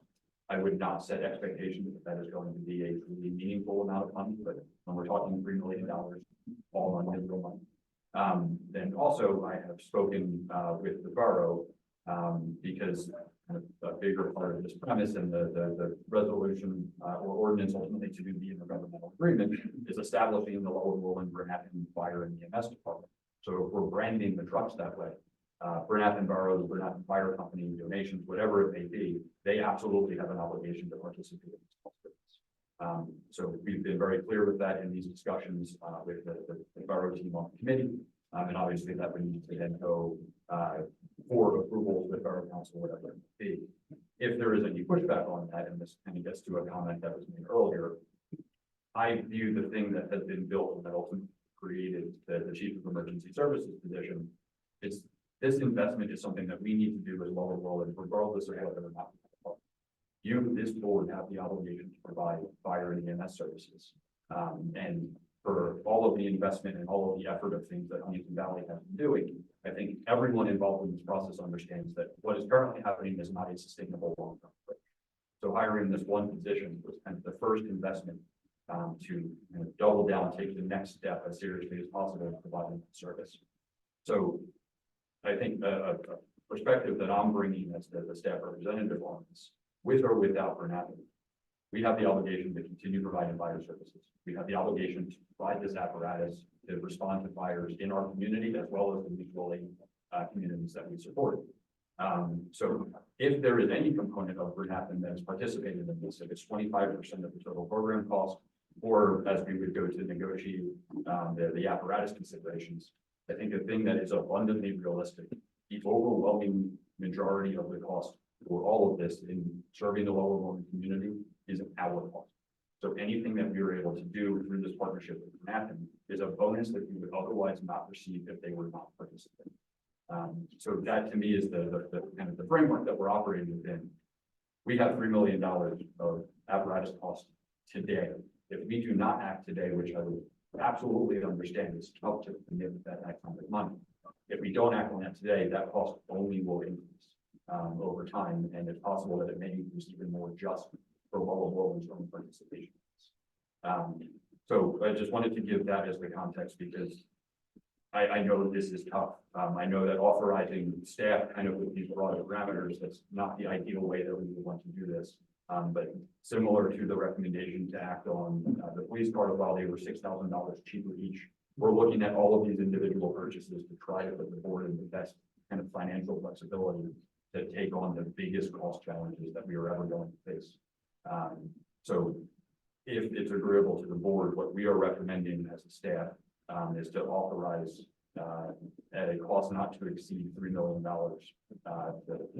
entering the agreements that would be necessary to sign off on those two trucks. We would then turn them into the specific proposals. We would be able to go out into that market that will open for a day in early February to see if we can get one of those stock trucks. We would be able to get that engine before that goes to market at a discounted rate. And then I would begin aggressively working on all of the financing considerations with the different banking contacts and put together a package that can protects our capital investment, but also makes this very important investment into this emergency space. There's one thing I want to make it really clear too, and I didn't mention is I just today received a letter from the truck company from CANALE, and although the preference is to stick with what they originally were looking at, that seems to be what they feel is a good piece of equipment for what the organization does. And it's hard for me to go against that, but I truly believe what I am recommending is the direction to go. And I think in their letter, they said that whatever was decided, they would support and work with the township on. So a tremendous credit to them in reviewing this. I respect it and sticking with the proposal. They put the research and time into this. They put a lot of time. But then also identifying we're in this together. They are the organization. They are the people who can get onto that truck. So that was a very important. What was the value difference in their truck with the original proposal? Back when the original, I think it was 1.7, something like Just that. under 1 second. It was under 1.7. Okay. The most recent one that came back was 1,960. I think that's what the number was. Maybe still above that. That's a little cheaper. Little bit, yeah. We're asking the 2.1 up to 2.1 in case we want to make some safety enhancements or changes to it, some compartmentation and adjustments. There's some new technology now for like electric, everything's battery operated. Everything's got a charge. So we have to have electric in the vehicle to charge. So placing that in the compartments. I don't think that was on the other video when I looked at it. So they're minor items, but they all add up over time, and then the proper lettering and striking and so forth. It's all part of that as well. But those costs be the same independent of which truck. I believe both of them. So they're both related. Have an additional. I think they're pretty darn close. The way that the individual dealer may cost them could be a little bit different, but generally. We're just providing a little bit of a cushion to make sure that we cover the same. But the one that it well doesn't, and it's any, that's my biggest. It's not overweight. No, it is overweight, but there's an exception to it. Right now, just wait on comments on both right now. You guys will have a chance in there. I'm sorry. Go ahead. Chief? Go ahead. Thanks. I have a couple questions. Can you just clarify, I think what you said was that with the Rosenbauer, that when you compared this called the stock purchases that wasn't even available. Like when you got into the details. with That's that. correct. On the one they So proposed. for the Rosenbauer, if my understanding is correct, if we couldn't get a stock one, so it would be basically ordering a custom one, and we're in that 48-month window, There's right? would be less than 40. So from a cost standpoint, then we're one, it's custom, and now we're back into the emissions and engine things, so that's not even an option. So I don't, we would not, if we were to place the order now, that would not implicate the emissions. Okay. So that locking in the order date is what they will manufacture. However, but it's not a 6, 7 item, it's a No, it's a 48-month item, four because they don't have the stock off the lot. That's kind correct. of locked in. Okay. Nothing available right now. It may not be fully 4 years, but in We the, read in It's the, not, what you're telling me, it's not. I'm gonna say 30 Right. to 36 month range. And then the other questions, might be for, Manager Kaufman. What is the risk with so once we said not to exceed, and then we got our bid ticket to show up at the auction. Is there a risk because we haven't worked out the details on the financing, or we committed to like taking this apparatus or these apparatuses before we kind of worked out the financing piece, and what is the risk in terms of what we would anticipate that if we're committing to buy before we kind of work out all the details, like can you explain that a little bit or? right, there is a bit of discomfort in that even for me. Just because we've seen the way that interest rates have gone up and down. But we are able to look at borrowing in both a near and longer term perspective. So not too dissimilar from, say, if somebody were to have recently bought a house and as interest rates were increasing, they were maybe open to a fixed rate for a shorter duration while being open to a variable rate later in order to reduce that interest off of that. I think there will be enough loan option types available to us, understanding that this is kind of a small piece, even the $3 million is a lot of money, is a small piece of some of the bigger capital planning, particularly from a firehouse perspective. Wherever you look at it, that is going to be a very expensive building. The financing strategy that we will take for that is going to be similar to the school district, where you're going to be able to do these kind of in waves. And if we had a financing strategy that was not ideal in the interim, as long as the one kind of thing that we work into any loan is the ability to repay at any point with no penalty. So if there is any new way that we're able to address it, we can look every year to go back out. We could refund at the point that we would go to issue bonds for future construction, pay off the original loan that maybe had interest terms that we were less than thrilled with, and be able to roll that into the overall financing strategy for the building or what they propose. So we'll continue just to be vigilant on our ways to work that out. Just in order to prepare for this, even though I don't know that they've ever been successful with any of the lease purchase programs that we've done. Originally, like the first bank that we met with for that concept was Univest. So I met with staff from Univest along the way to look at different programs that they offered. I've also already met with our bond consulting team that has been the underwriter for the bonds that the township has done. Mike Wolf, who is our forever contact there, has since retired. But there's a partner, Ed Murray, that I've now met with twice to just kind of continue that relationship. They're aware of kind of the big picture of things. So we have a team that's involved that will be able to review and the kind of loan concepts and documents and make sure that we leave ourselves as much flexibility as possible, so that in that interim term, it's not the perfect way, but it at least allows us to make those initial payments. We can keep coming back to it as we assess our borrowing. But once we say yes, we're committed. Yes. So a thing that I will do is provide like a 3 to 5 minute answer to a yes or no question. Will you think that borrowing $2 or $3 million affect our buildings? No.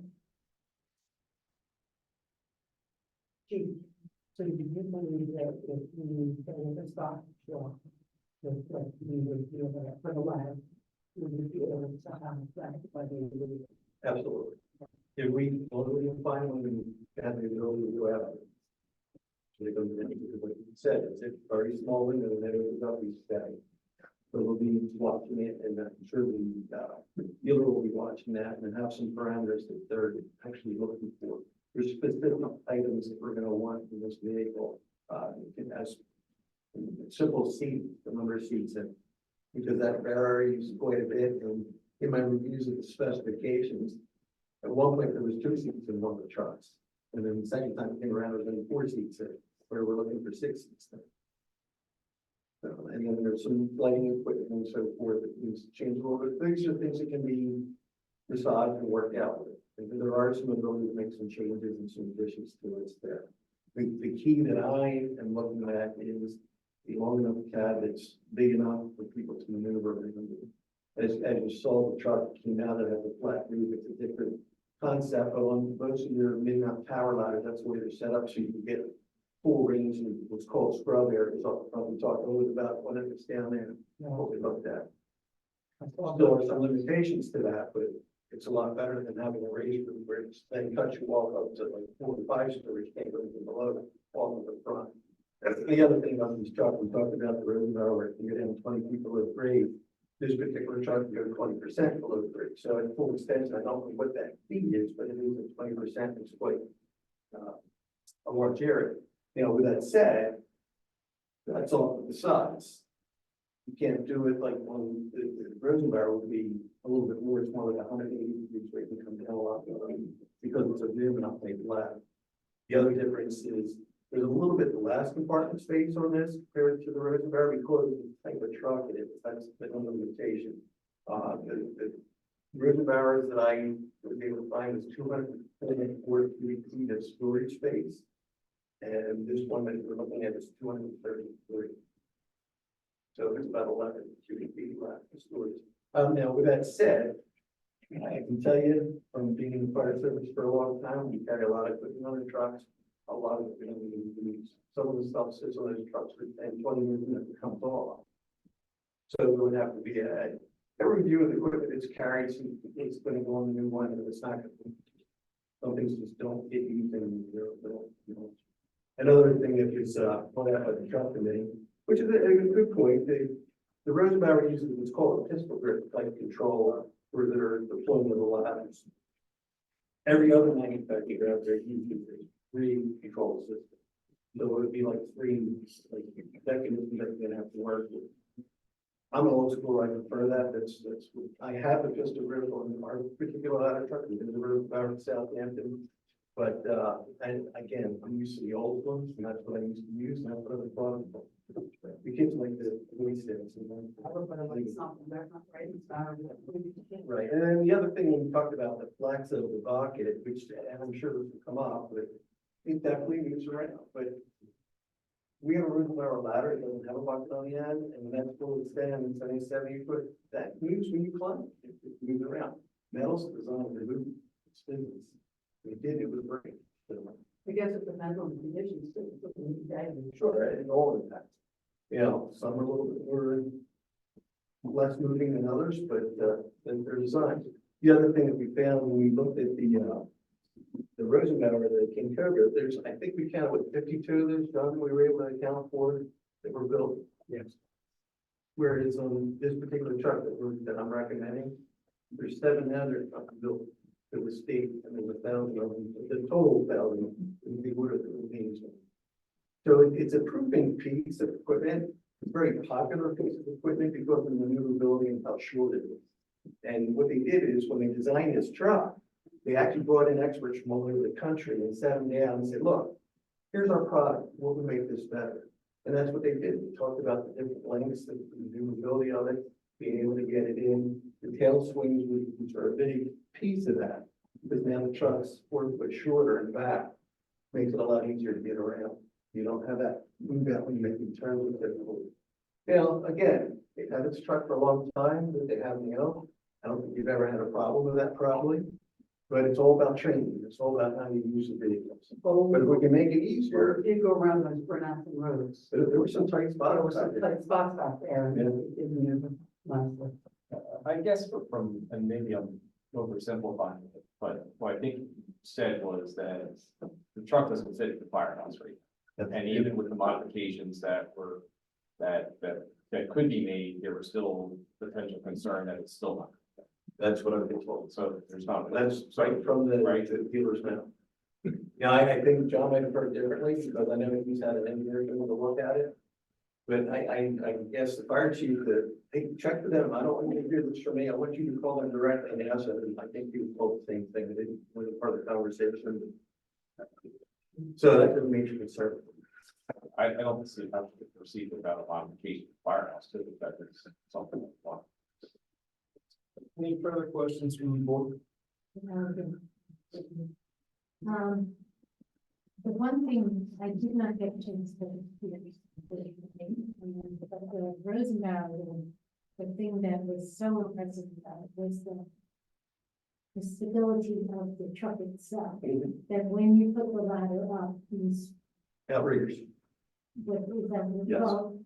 I can call them planches, come down and the truck was completely stable.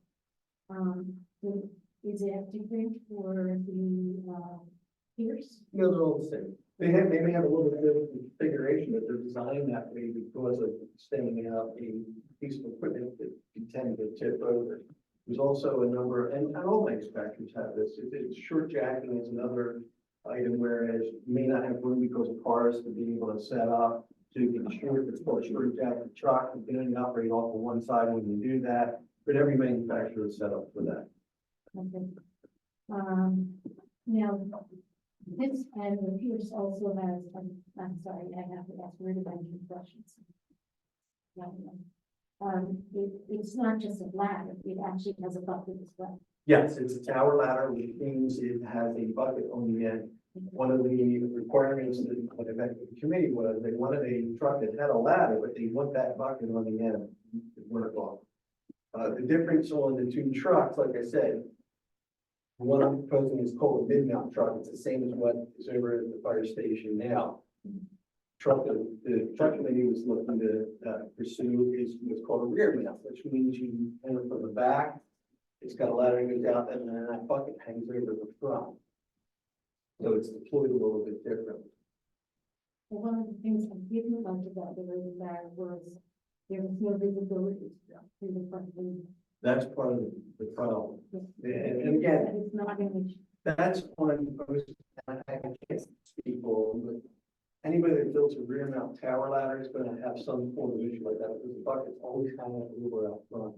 Depending how they set them up. Now, Rosenbauer has come up with this tilt. They can bring it up a little bit, but now it makes it higher again. So then it creates more valve. Can you drive with it? I thought, Yeah, but again, you have to look at your clearances for bridges and underpasses and stuff, which you have to do with any truck. I think it's, and, but I think it's only fair to, the truck committee, that they're saying that we all read what they had to say,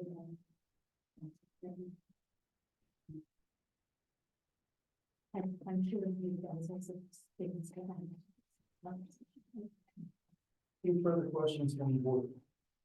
If we approve this funds today, does that lock us into a particular model?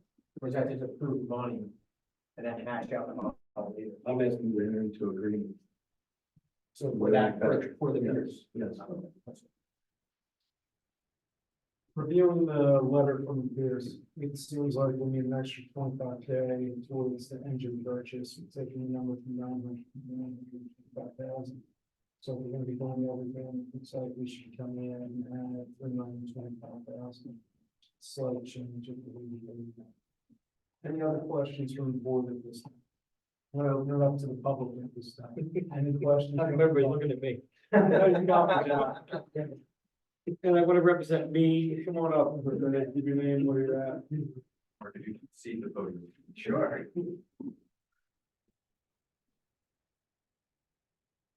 Honestly, it doesn't. I'm not looking for the firefighter, even for me. John Ramsden, 360600, as being one of the people on the committee.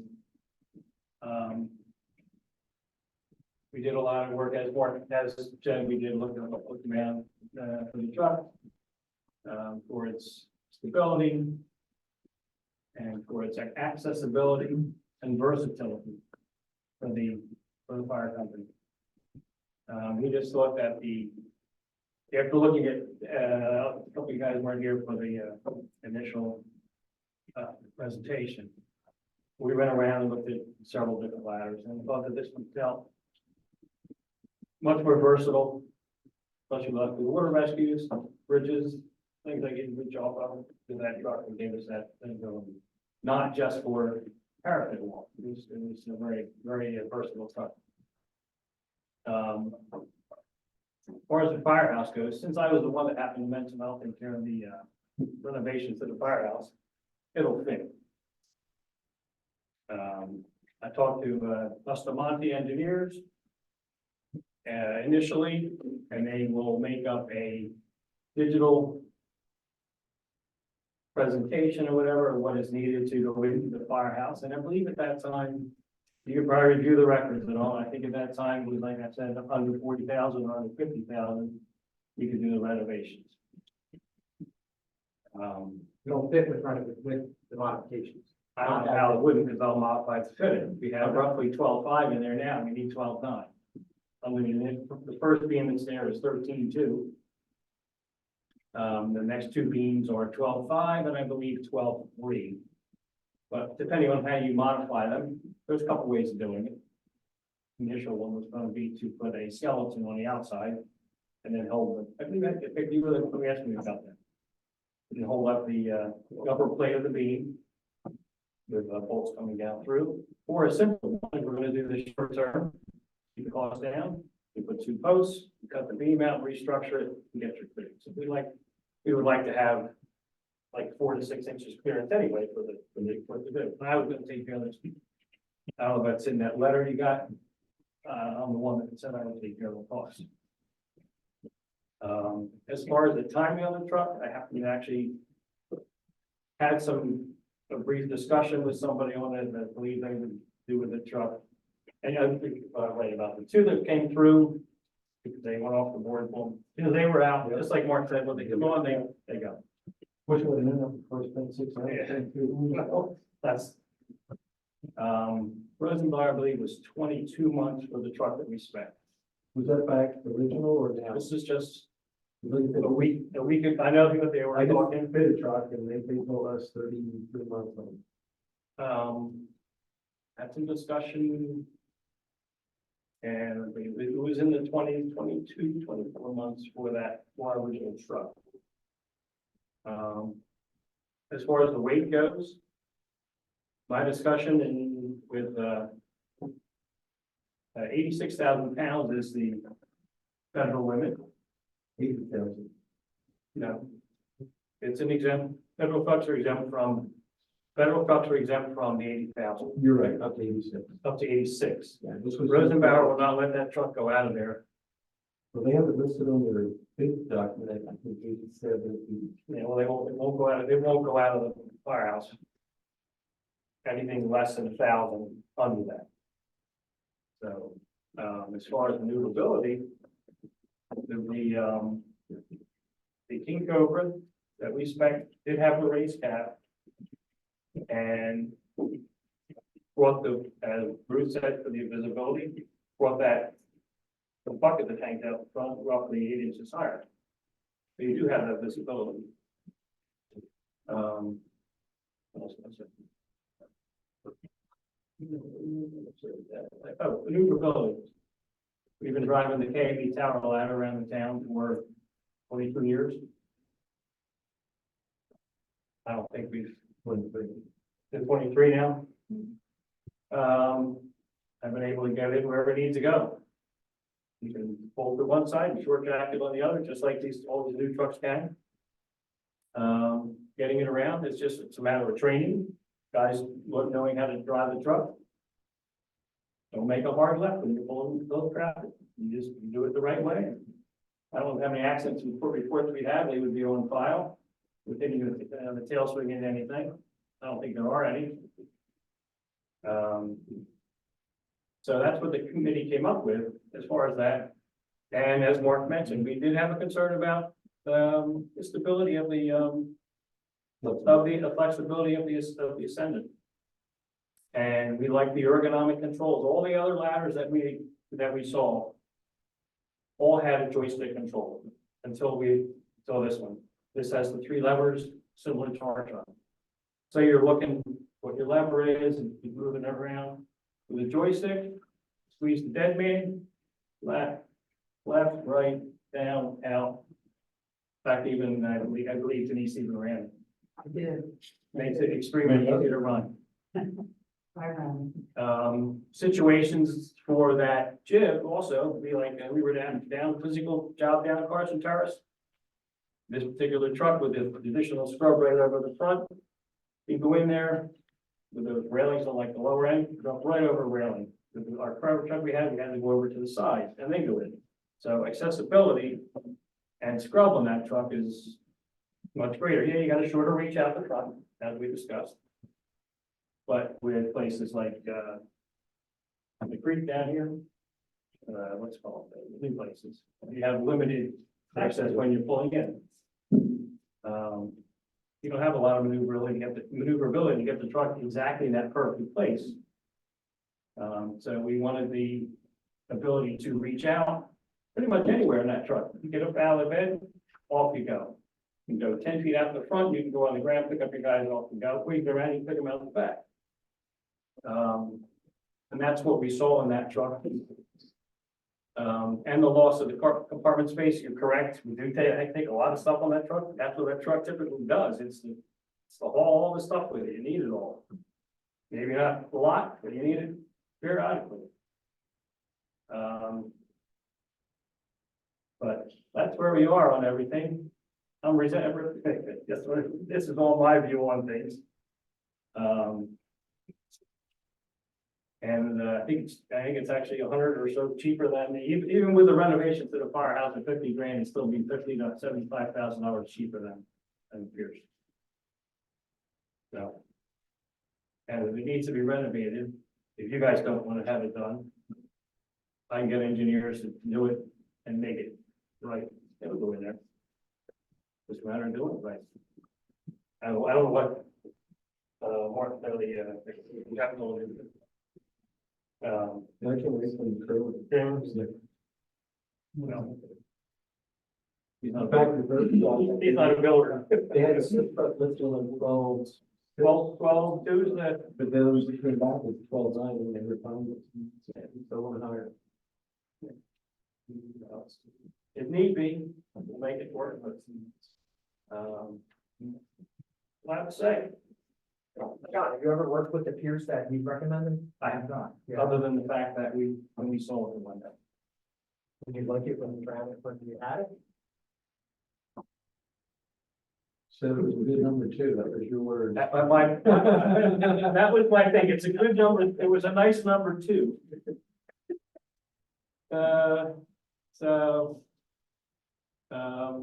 I did like the controls on it. I don't like having to look at, you're not doing the stuff all the time. You're not looking there and seeing your 3 levers to do what you have to do. The joystick, you don't have to do it. You don't have to look at, so this is the experience. You come up, you come up close to something, you can look at what you have to do. That was one of the things I liked about the Rosenbauer controls. The words are a little bit easier, but it's something you can get used to. I know the Rosenbauer has the joystick. Yeah. Right, I know. Pierce has the different 3 But different I levers. never did anything like that before. Yeah, you know, feel like you're I right. took both of- if I could operate both of those trucks, I Did can. you take this here, son? I took both of them. Did you take it like when Yeah, you I took both of them here. In the park. Mm-hmm. And Carson Terrace, I got the second to here, so. We learned it between the trees. Right. But we just like the ergonomic controls in it. It's great. And, obviously they all have a built-in flex to them.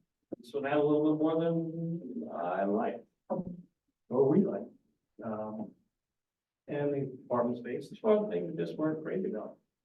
So that's it, I guess. Appreciate your time, John. All the stuff you've done for these trucks. Okay. Very good. Thanks. Any other questions from the public? Anybody online? I don't have anyone. I'm gonna weigh in a little bit. Regarding the Rosenbauer versus the Pierce, time difference between the two trucks for delivery.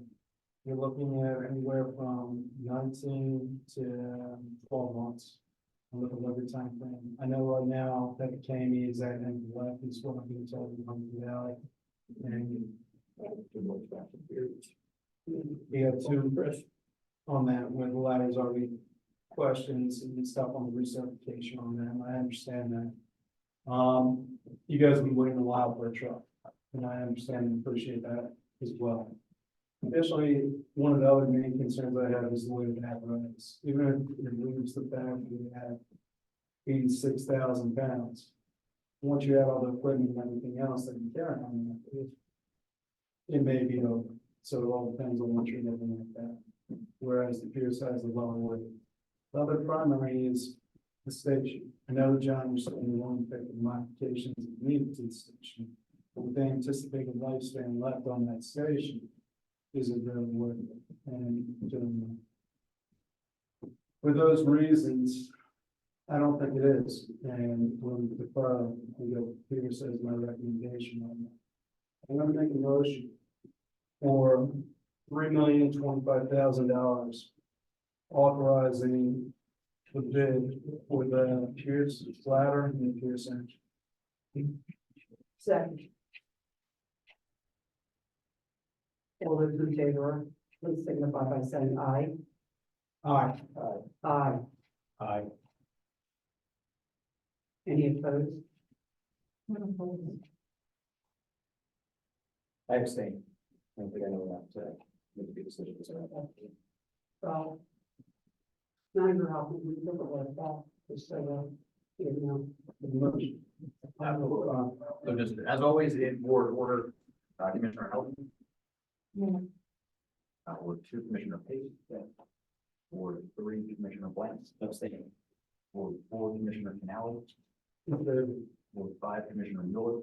Aye. And Ward 6, Commissioner KURITZ. Aye. The motion carries.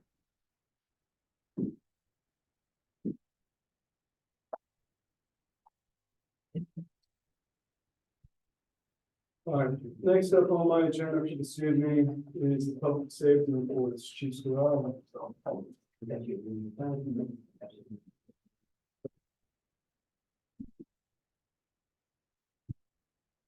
Evening, everyone. All right. Try to make this. Just a couple things from December. Some of this has resolved. There was a lot of thefts of packages. So with the holidays being over, that should stop for a little while.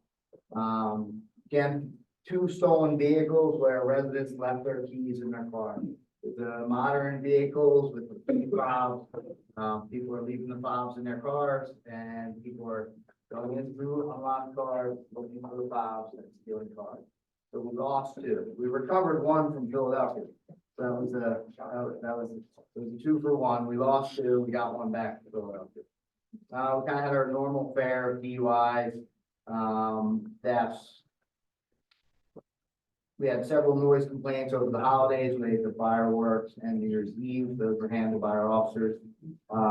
We recovered a stolen vehicle and made an arrest related to a 2022 case of a 2018 Audi stolen in the 600 block of Lincoln. With our forensics that were done, eventually we got hits on that, and we were able to identify suspects, so we had arrests for that. And then in December, our department was invited to the Albanian American Association of Philadelphia's Christmas celebration that they have in Northeast Philly. Unknown to me initially, we have a lot of Albanian residents. One of our employees is Albanian American. So they reached out to us along with representatives of Philadelphia and state police to come out to this event. I had the honor of being there. It's a great time, really wonderful people. My brother did our DNA, and apparently I have some Albanian descent in me, so they embraced me like one of their family members. So that was great. We had almost 1,200 calls last month, 102 medicals. I'll refer to Mr. Shally on the fire report, and we have 51 traffic accidents. Anyone have any questions? Questions from the board? From the public. Yeah, Mark George, Dale Road. This is, both the Chris, and the chief. And I'd like to talk about our last, flood event on 12 inches. Mark, address it to the board, just in general. Address the board only? Us in general, everyone. Okay, that's fine. I live on Dale Road. It was pandemonium with traffic. I don't know if the commissioners, since I'm addressing them all, whether you knew that or not, but there was no barricades anywhere to stop all of the Route 63 west traffic on Red Line Road. There were no barricades at all. They were coming into our street. Been a pet peeve of mine for 25 years. It's the same, you know what, different decade. It's outrageous that it's not addressed. It's outrageous. It should be a simple fix. We literally had hundreds and hundreds, probably thousands of vehicles in our neighborhood, 18-wheelers. You couldn't get out of your driveway. It was that bad. And I never saw an officer the whole day to even witness. So I had a couple of things written down, but going forward, commissioners, chief, management, what's the plan?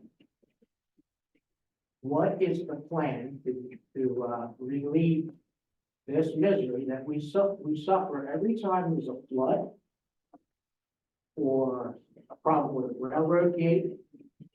It's like a learning experience all over each and every time. I brought it up over meetings and I just get looks. There's never a fix. So please tell me, as an elected official, what the fix will be, and do you have one in place now? So Mark, I'll respond to you on this. So I was out during the floods and the officers were deployed all throughout the township. Traffic was snarled everywhere. As you can see right now, we're probably gonna get more flooding. We're out of here. With that being said, Oh, Zoom might. with the resources. Zoom Yeah, is that's strong. all.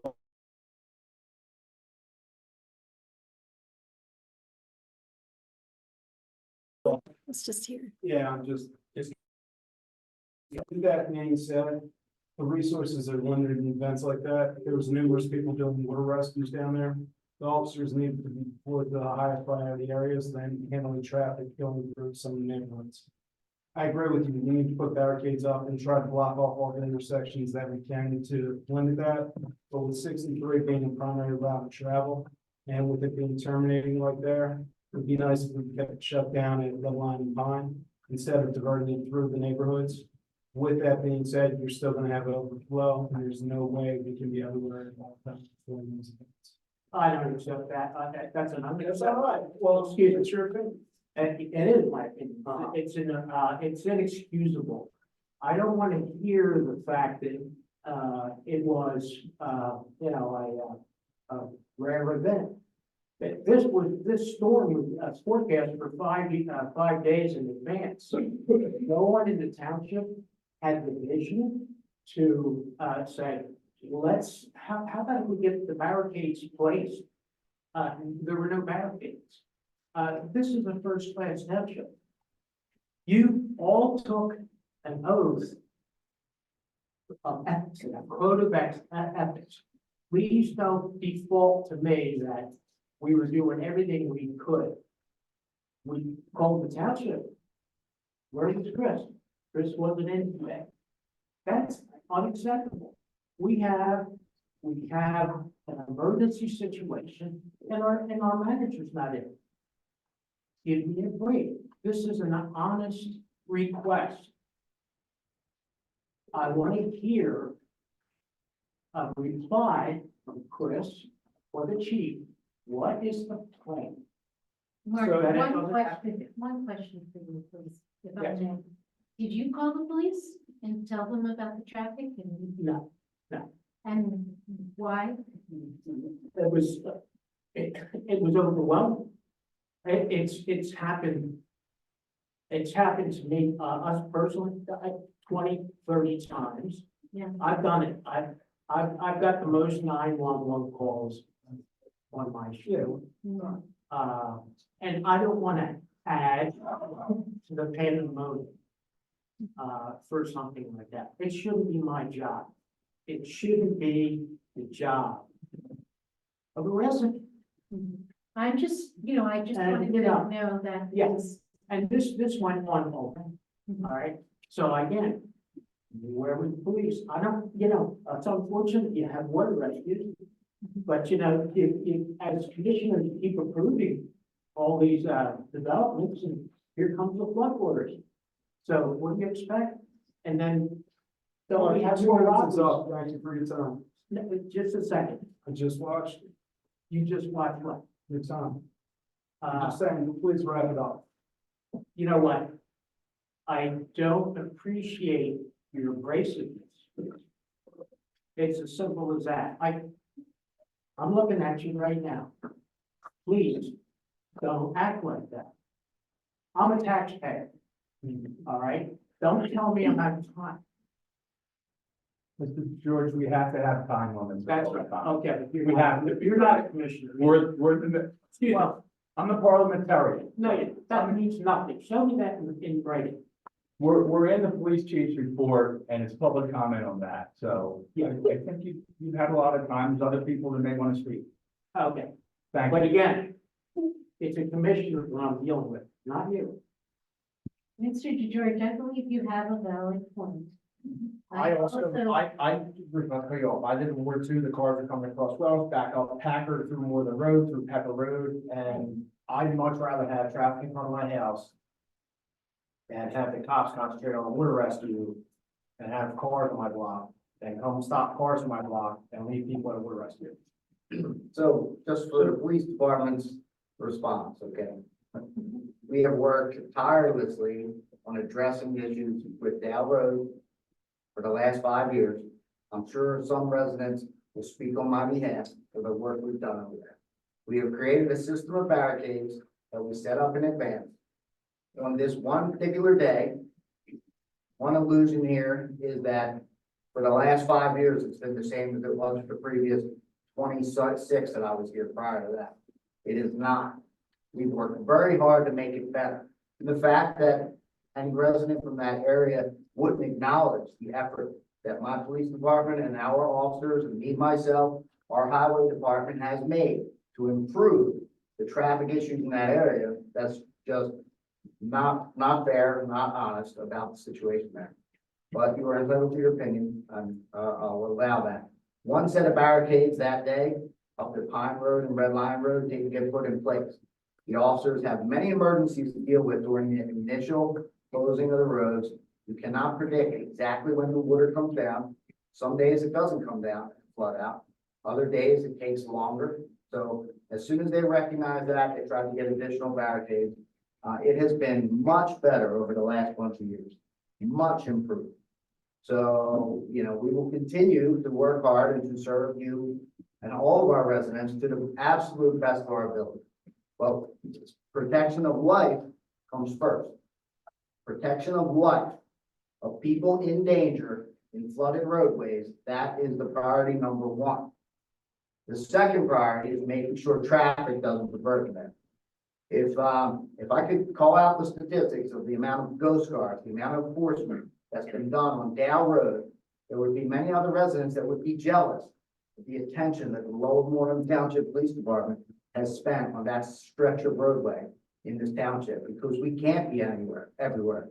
But we put a lot of time and effort because we understand it's a difficult roadway. Prior to me taking over, we didn't barricade at High Road and further up on Red Line off of Kirk. We didn't barricade all the way up to Pine and Red Line. These are all things that we've put into place. And for one barricade not to get up quick enough to have in the middle of a rush hour day to create that situation that's what occurred. So, that's our understanding.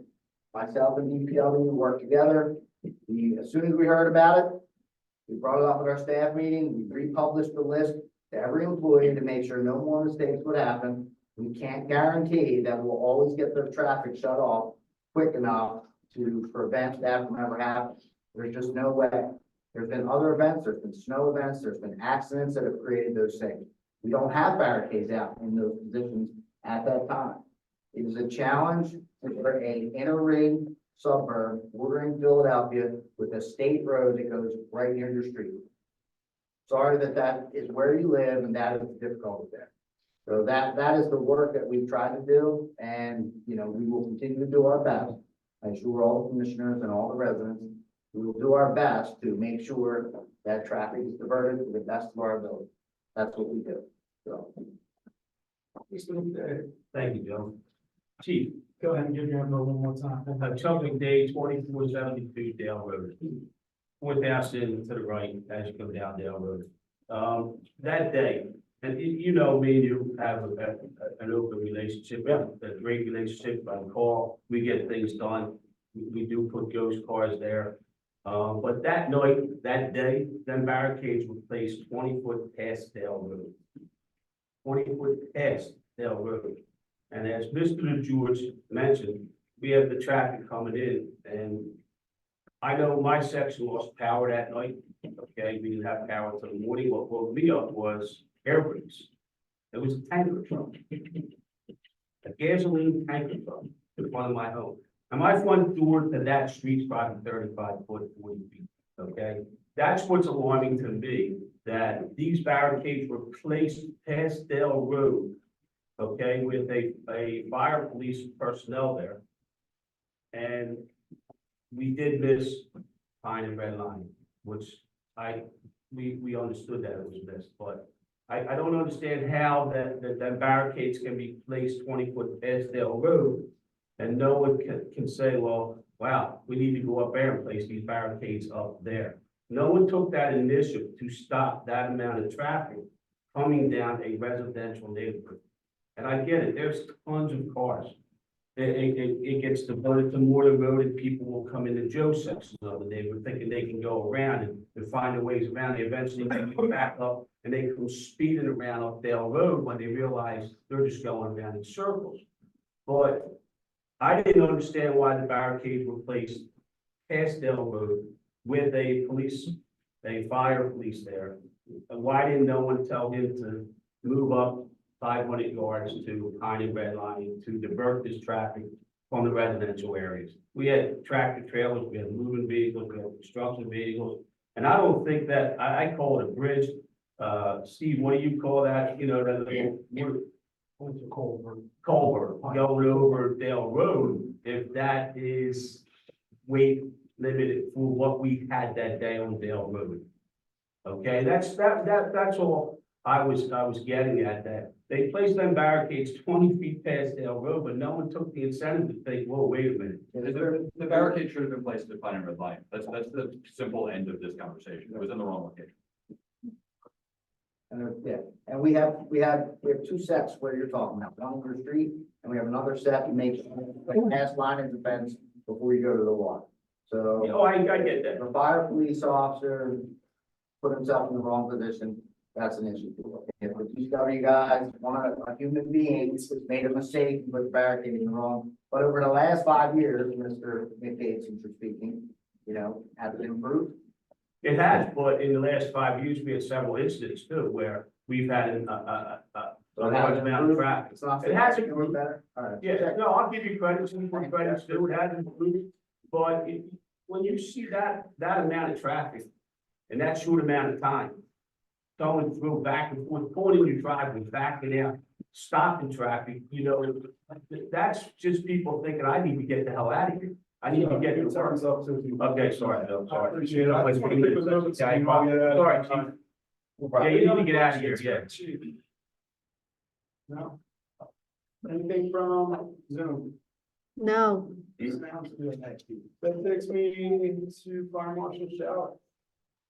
You almost got out. I almost didn't put my liaison report. Real quick, the county, just to let you guys know, the county is blowing up. We have numerous road construction throughout the county. The wind is picking up and there's a lot of electrical fires and wires out. So if anybody has any questions, you've looked at my report. No. I'm good. Thank you. Thank you. I ask you very much for everything you do. All right, that takes me to my liaison report, which is, some service commission that's meeting at the end of the month. The library, they're looking for new board members, next board meetings, January 11th at 7:30. They got a new chess club, it's the second Tuesday of the month at 2 p.m. RSVP if you want to go. There's a Harriet Tubman thing, and you can find all the rest of the details, that's Thursday, February 22nd. All the rest of the details are on their website, go ahead and check it out. That's all I have, back to you. Thank you, Commissioner Canale. Next chair recognizes Commissioner Housen, Chair of the Public Property Committee. Hi, everyone. I'll try to be brief this time. Sefton has been leasing a portion of the Bethel Station parking lot from the township. We've done long-term leases at $1 and month leases. I don't know how long, but this time we're actually going to get a payment of $7,500 with a term expiring in January 2053. Instead of the $1. Does anyone have any questions? No. Public? Online? No. Okay, I'd like to make a motion to approve the lease for the Bethel Station parking lot as Second. Motion's been moved and seconded to approve the accept lease for the Beth Air Station parking lot as described. All those in favor, please signify by saying aye. Aye. Any opposed? Opposed, thank you. Motion's passed. My next item is related to the HARB, the Historic Architecture Review Board. Bob Shattuck was our representative there. He will no longer obviously do that. So we down to appoint Jill Mateus and Ted Middleman. I'd like to, does anyone have any questions? No. No, okay. I'd like to make a motion to approve resolution number 24-14, appointing Jill Matias and Ted Middleman as HARB members commencing January 9th, 2024, and ending April 18th, 2026. Second. Motion's been moved and seconded to approve resolution 2414, appointing Joe Mateus and Ted Middleman as HARB board members as described. All those in favor, please signify by saying aye. Aye. Any opposed? No opposed, thank you. Congratulations. Congratulations. The motion's passed. I think the correct term is you're welcome. My liaison is the Lower Moreland Township Authority.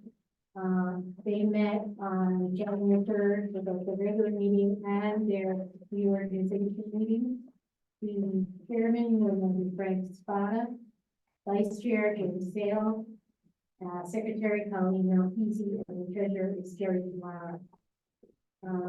And they have reauthorized the annual retainer for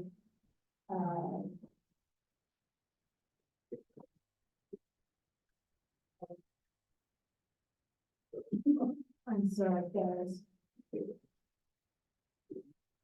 They also do that. Okay, so for the auditor, they reappointed Nelly LLP for $11,750, and the meetings are April 3rd, July 10th, and October 9th, beginning at 7 p.m. They are usually in this room.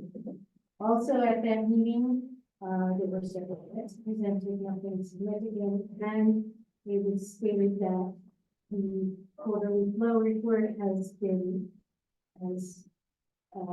average. There are specific numbers here in our book if anybody is interested. You can look in there. If anyone has any questions? No. Okay, that completes my report. Thank you. Next chair recognizes Commissioner Blaine, for the first time, Chair of the Ordinance Committee. Commissioner Blaine. Thank you. So first on my list here is a review of a traffic-related ordinance. So typically, we review recommendations from the Traffic Safety Unit in April and in October. However, there was a complaint received regarding parking on Federer's Mill. This is near Pennypack Lane and the bridge closure. So what's happening is when vehicles park in this area, it's making it challenging for delivery vehicles to maneuver out of Pennypack Lane. It's very tight back in that area, heading up towards Turwood. The Traffic Safety Unit is recommending temporary no parking signs on both sides of Federer's Mill within 40 feet of its intersection with Pennypack Lane until the bridge reopens. So we will need to review the appropriate section of the vehicles and traffic ordinance in order to place the parking prohibition. The need for it will go away once the bridge construction is complete, but the duration will be longer than the ordinance currently allows for temporary restrictions. So if the concept is agreeable to the board, we'd like to finalize the ordinance with Solicitor Rice so that we can advertise it for the February meeting. Any questions? Okay, if not, then I'd like to propose a motion to authorize advertising an ordinance prohibiting parking on Federer's Mill Road as described. Second. Motion's been moved and seconded to authorize advertising an ordinance prohibiting parking on Federer's Mill Road as described. All those in favor, please signify by saying aye. Aye. Any opposed? No opposed? No have it. Thank you, Commissioner. Thank you, Scott. So as a separate item, there was an update, wanted to update the board about an upcoming modification at the Welsh and Walton intersection. The Traffic Safety Unit began a conversation with PennDOT, which was completed by McMahon Associates. And the idea was to modify the existing signage and markings to enhance the do not block the box notice. There's no action for the board this time. Moving on to the zoning hearing board summary. So there was no December hearing, so there were no decisions to report on. And there were 3 applications on the zoning hearing board's January agenda. The first is application number 23-18. This is a continuation of an application of Andre Litsky and Maria Betson of 573 Phillip Road. We seek a variance to allow an increase of the maximum lot coverage to 49%. The second is application number 240-01, the application of Munz Construction for 1057 Twin Silo Lane. They seek a variance to allow reduction in the minimum side yard setback to permit a 7-foot 9-inch setback where 15 feet is required to allow construction of a garage addition. And finally, application number 24-02. This is an application of Abby and Tina Matthew of 2659 Bonnie Lane. They seek a variance to allow a fence height of 6 feet where 4 feet is permitted and to allow the fence to not be 50% open in their front yard.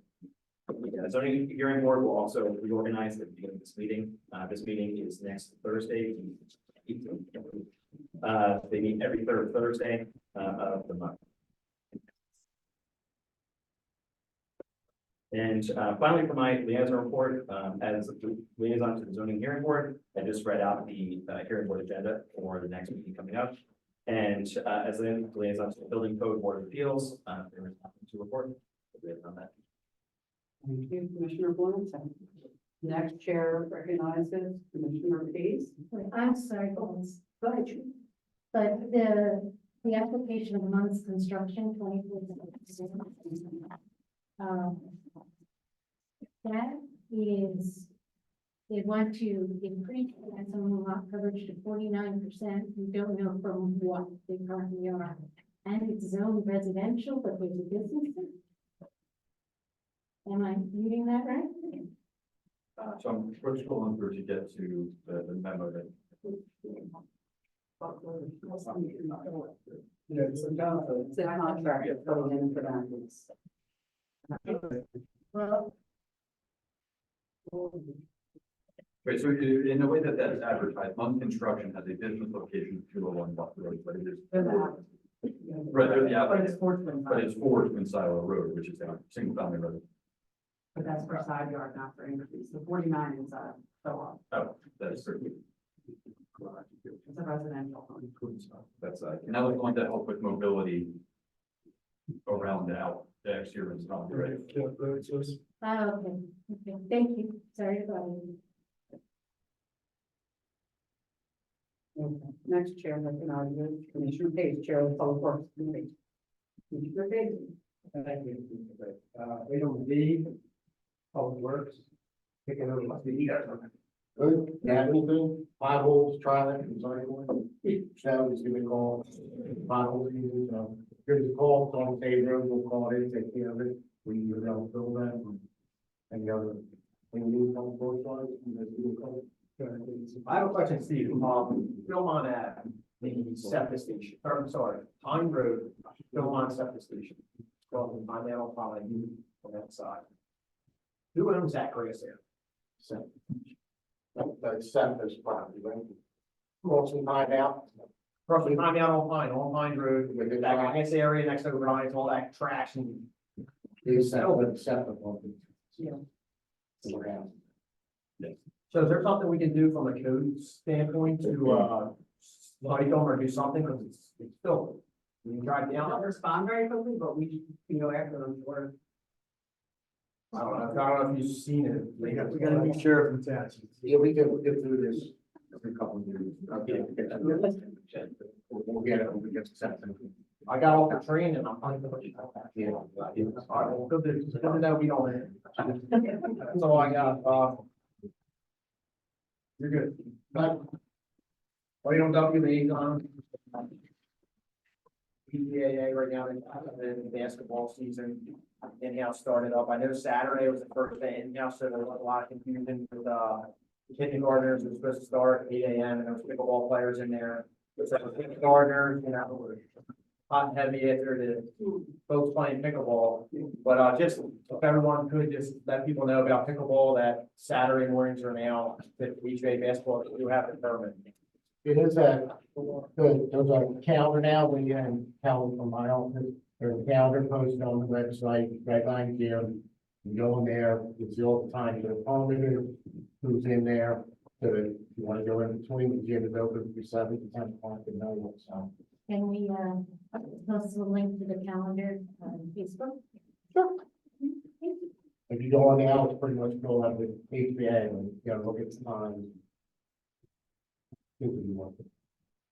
We had public participation on non-agenda items, if anyone to keep it brief, so our staff and all of us can get home safely.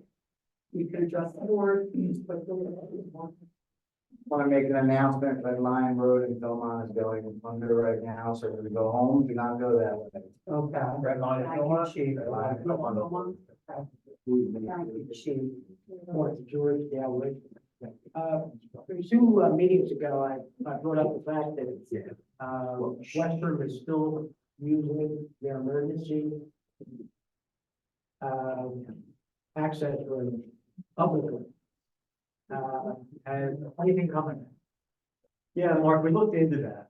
And so the gate and the emergency access is really meant to be to the benefit of Western, to prevent folks from coming there through their facility if they chose not to have it. Western is allowing that gate to remain open, so people are allowed to come through. And, from an access perspective, I just thought it was better to have more than one point of access. But so that gate is at Western's, or the operator's discretion. If they choose to close it, they have the permission to close it with the acknowledgement that emergency services has to keep it open. If they choose to leave it open, that's, their prerogative. Yeah, okay, well, that's it. Yeah, we can look at. Can they choose to do that with the other emergency, opening as Yeah, well? I guess they could, yeah, but I don't, for whatever reason, they have that. Okay. Yeah. All right, thank you. Thank you. Anyone else? Anyone else on Zoom? Would anyone like to address the planning commission? Thank you. Everyone have a safe night and a safe drive home. I'll make a motion to adjourn. Anyone second? Second. Good night. Are we voting? All those in favor? Aye. Motion carries. Good night.